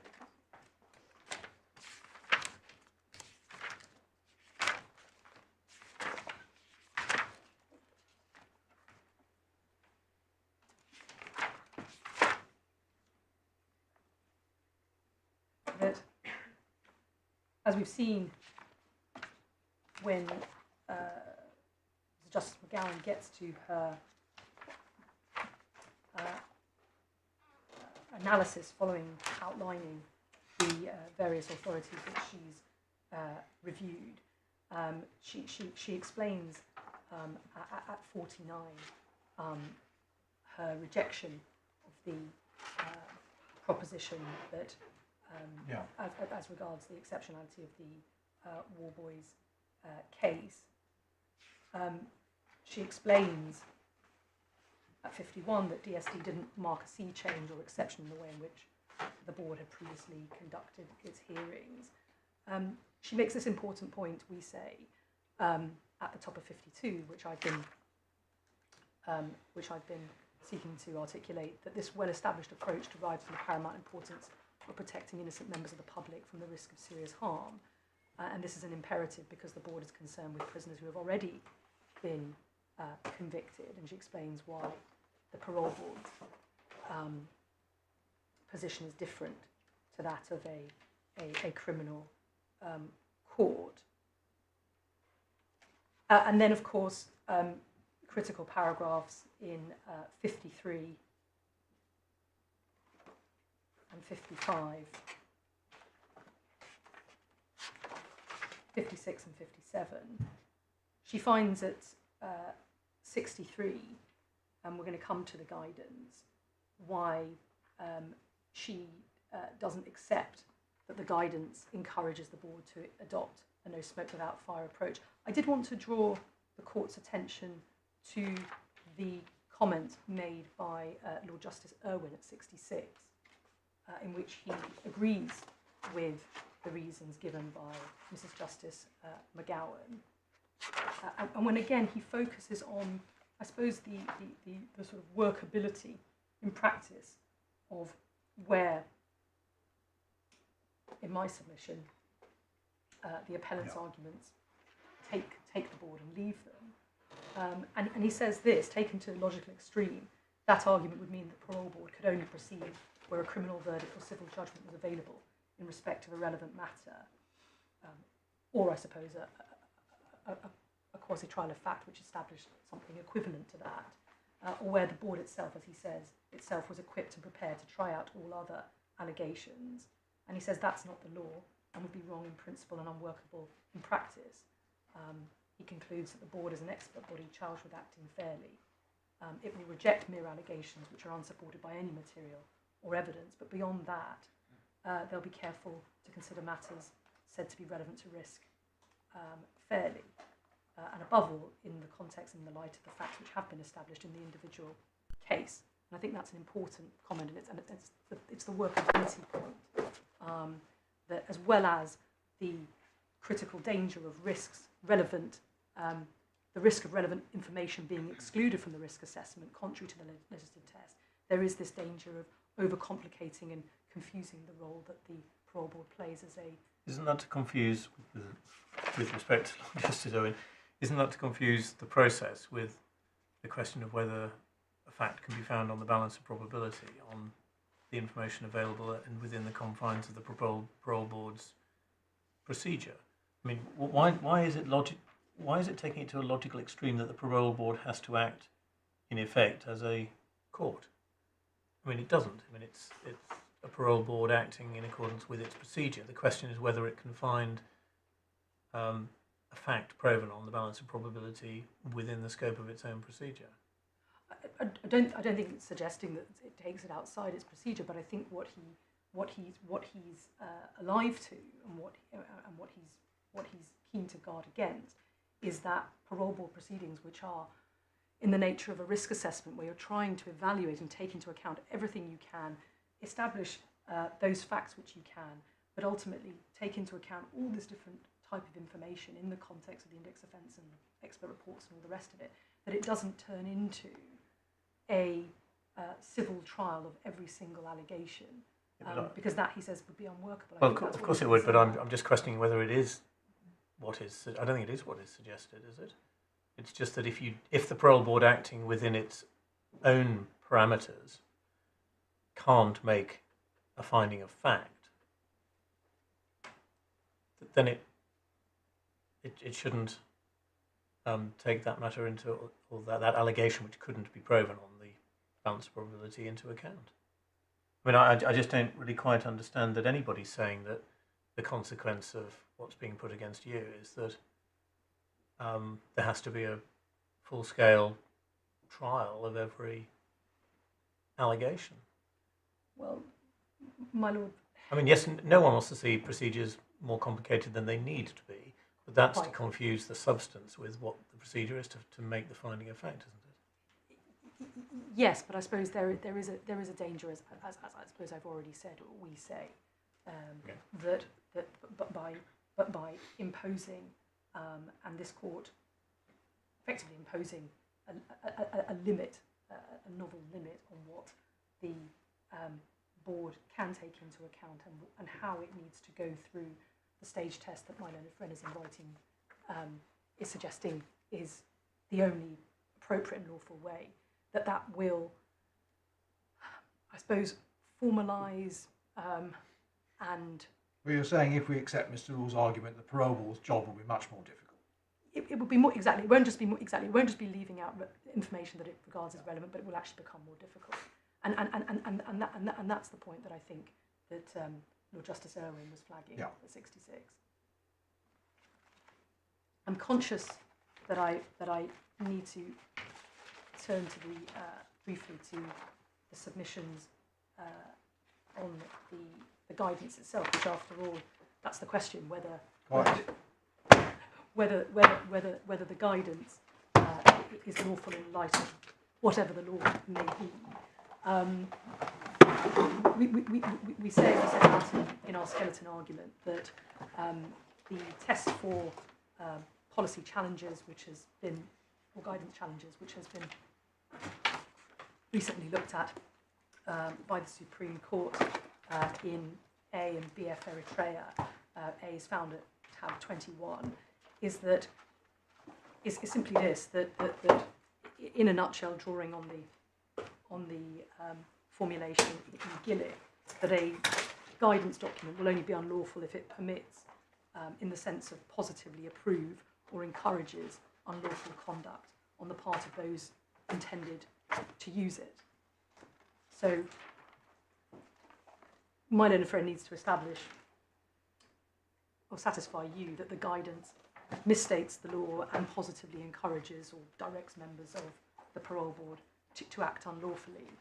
And I suppose I would remind the court that this guidance document has to be read objectively, having regard to the intended audience, which is, of course, the expert specialist members of the panel. Do you accept that if we find that Morris has gone too far in its gloss upon Delaney, that the guidance, even in its more updated form, would be leading the parole board into an incorrect interpretation of the law? Because Morris was the mainstay which gave rise to the alterations. Well, the alterations actually were made subsequent to the Pearce judgment below, which my learned friend says that, and It also says Morris in there. Yes, because it's both. But the date of the just turning it up. And if, for example, we found that the 2019 guidance was misguidedly taking things from the DSD case that weren't there to be found, do you accept that it would be unlawful? It depends what it said to have misguidedly found and put in there. I don't accept that the guidance permits or encourages a no smoke without fire approach, which is really the suggestion that's been put to me is the. I know you don't accept it, but if we find that, do you accept then that the test in in Eritrea would be made out, that the guidance is leading the parole board along a path that is in error? My lady, that's sorry, I probably didn't articulate it clearly. If that's what you find, I don't accept that the guidance necessarily does that. Even though I accept that it was drafted, might have been drafted by those who thought that the Morris approach. I'm ever so sorry, but if we find that that's the effect of the guidance, that it is no smoke without fire, do you accept that that would be unlawful? Forgive me, my lady. If you were to find that it permitted a no smoke without fire approach and admitted of bare allegations without any factual basis, then yes, I accept it would be unlawful. Forgive me. No, I'm sure it was me. No. Was that an and in the middle of that, or? Forgive me, my lord. You said no. If we was finding of no smoke without fire. Sorry, now I've forgotten the second part. I've forgotten the second myself. Never mind. Doesn't matter. We crack on. No. If it were positively encouraging such an approach, as my learned friend put it, if what this guidance does say is that you can jump to route 3 without any attempt, as in the approach in the Delaney case, don't even seek to make any findings of fact, then if that's what it encourages, then I accept that would be unlawful. But I don't accept that it does do that. It does need to be read as a whole, and there's a danger in reading it selectively. I mean, the fact that parts of it, or certain phrases might be better worded, doesn't of itself render it unlawful. The guidance in my respectful submission, it takes the reader through, and they're aware of the totality of it, written for an intended audience. It starts off by saying at paragraph 5 that panel decisions must be evidence-based. They must be made objectively based on the information and evidence provided to the panel, and what can properly be inferred from that information and evidence. So they can't be based on no smoke without fire approach. They've got to be based on the information and the evidence that the panel has got. And then, of course, we've got the three routes at paragraph 6, my learned friend says you're choosing one or other of the routes. You're going effectively on a journey through them. If the matter in question is irrelevant, then you will choose to disregard it. Logically, then you look at the information, the evidence you've got. Can you make a finding of fact? Route B is can you prove the allegation? In other words, and if you can, then plainly that can be factored in. And then we get to route C, which is the contentious part, but only having from the outset said that this is an evidence-based exercise in which what you've got to do by the time you get to route 3, if you can't make a finding of fact, which means the allegation is established on the balance of probabilities, what you've got to then do is make an assessment of the allegation and decide whether, and if so, how, to take it into account as part of your risk review. One way of putting Mr. Rule's complaint, it's not quite the way he put it, is that the guidance, and in particular paragraph 6, treats an allegation as being monolithic rather than composed of several building blocks. And so if you can't find the allegation proved as a matter of fact, you then assess the allegation rather than asking yourself, well, which parts of the components of the allegation do I find to have been proved? Put another way, in C, would it be better to have said, make an assessment of the information to decide whether and how to take it into account? My lord, that might have been a better or clearer way of putting it. But when one reads the Route 3 exercise, taking paragraphs, particularly paragraphs 18, 19, 20 and 21 together, the paragraph 20 in particular says that if you're going to look at the allegation and its relevance to the parole review, this will require an examination of the allegation. And then it talks about the particular factors that can be considered when you're judging what weight to give it. But in the course of that examination, you are assessing the information you have with respect to that, in respect to that allegation, and whether and how you can take it into account as part of your review. That's the exercise that paragraph 20 is inviting. Yeah, paragraph 20 does now talk about underlying facts, which it didn't before. And obviously I can't. That has obviously been introduced as a clarification. Yeah, but the issue is it then goes on to say the following factors can be considered when judging what weight to give to an allegation. So I mean, the point is it seems almost to be using allegation and the information or the underlying facts as sort of interchangeable. That's isn't that rather the problem? Well, because everybody, Mr. Rule accepts that if there are underlying facts found, yes, they can be taken into account. Where the issue arises is because he says if you can't find the allegation proven on the relevant standard, you shouldn't be taking it into account, whereas in fact this wording suggests that you do and can.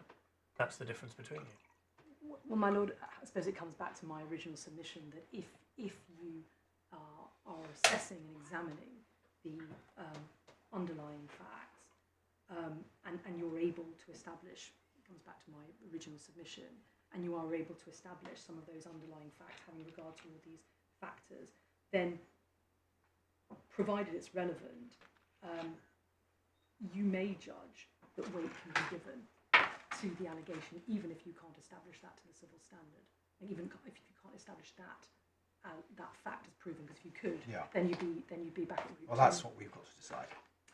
It certainly is, my lord.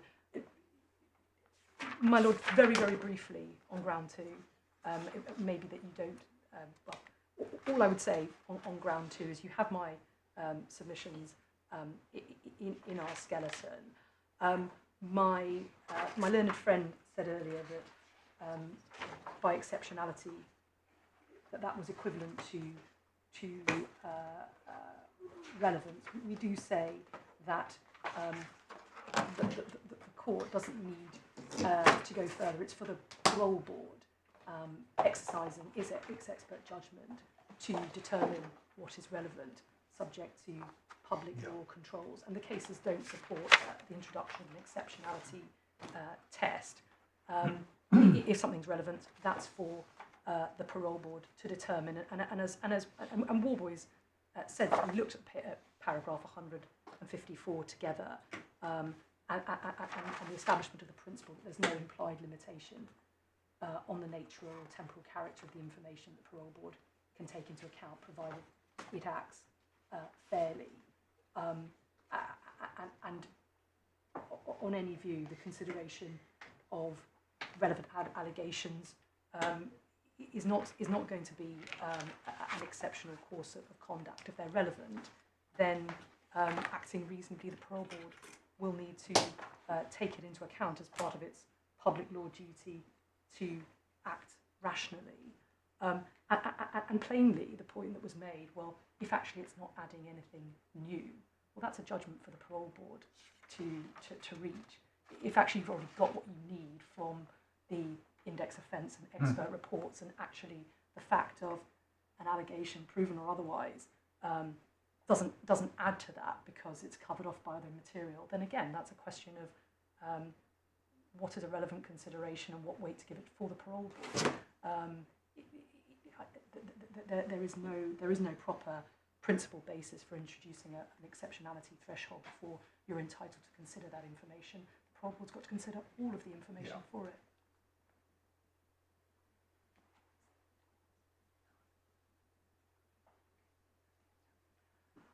Unless I can be of any further assistance. Those are our submissions. Thank you. Thank you very much, Ms. Seckman. Mr. Rule, do you wish to reply?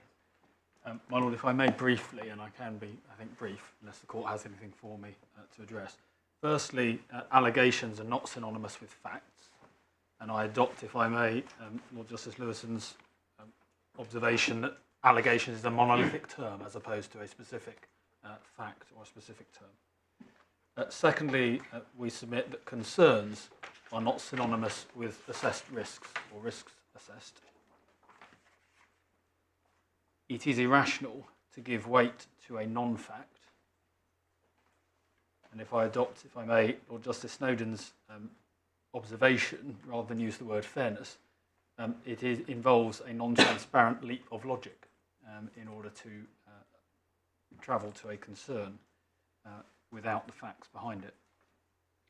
There is a distinction, again, I adopt gratefully the court's observation, but there is a distinction that must be recognised as a practical and a real one between an evidential basis that is possible to something and a factual basis, i.e. resting upon facts, a basis for a decision to be taken. And it is important to recognise, as the court's interventions with my learned friend and discussions in my submission identified, that an evidential basis can be there for an incorrect or mistaken allegation. So an evidential basis would result from an allegation existing, even if it's mistaken, even if it's incorrect. And the same would apply to any false allegation that was deliberately false. Again, it would have some evidential basis. And so neither of those would be excluded on the test that the learned friend advances for what should be going into a risk assessment. Plainly unfair in my submission if that's permitted to occur. So relevance arises from things that have happened as opposed to things, if they had happened, being relevant.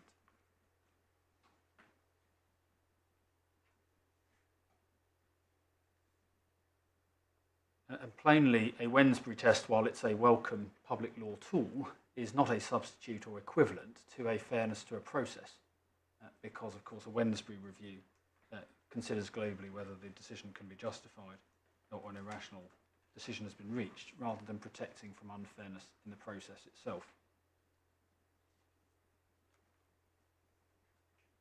the issue is not, as my learned friend's submissions occasionally seem to make it, one of jumping to Route 3 without going through fact-finding. It is the existence of Route 3. It is going beyond fact-finding in establishing the material upon which you then conduct an evaluative exercise of risk assessment.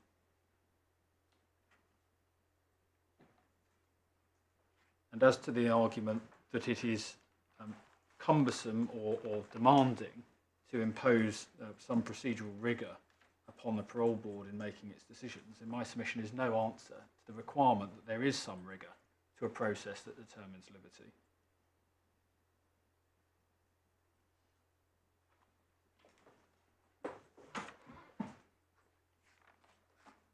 On a specific point that had been raised more than once by my learned friend that suggested my case had evolved, I don't accept, bar the self-incrimination point, which I accept was raised on appeal for the first time, that the case has in any way evolved. And I appreciate the observation of the court. Perhaps the appeal skeleton seems doesn't. to be put in rather starker terms in your skeleton than it was in your oral submissions, so put it that way. My lord, certainly it may be in stark terms.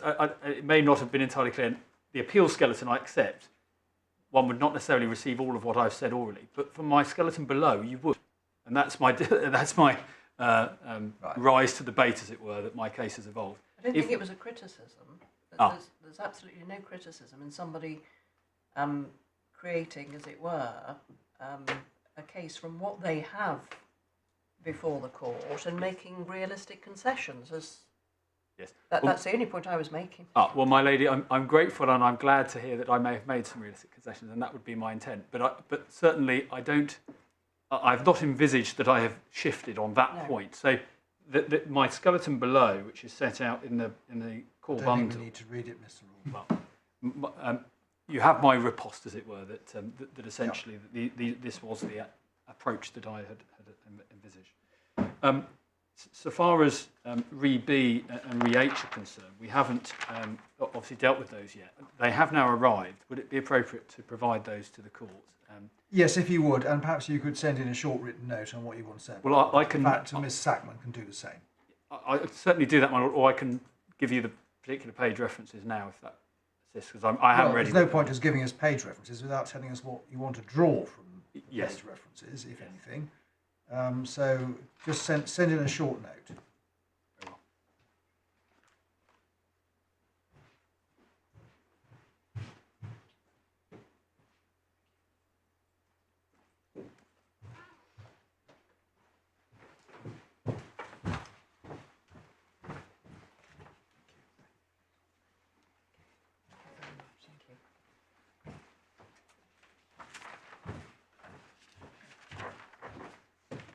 Yeah. My lord, I have a few minutes remaining of reply, if I may. The court has the opportunity. So far as Sim's concerned, I think the court's already made the point that was all about whether the hearsay use rather than anything else. So far as Re-H is concerned, where Re-H is considered is in Brooks, paragraph 76 to 78, as the court saw. Certainly we looked at 78 earlier. You have 76 to 78 of Brooks dealing with that. So far as the attempt to distinguish Delaney is concerned, may I just make these points about that? It was suggested by my learned friend that there's no factual basis whatsoever in that case, as if it's distinct from the current situation or generally the approach under the guidance.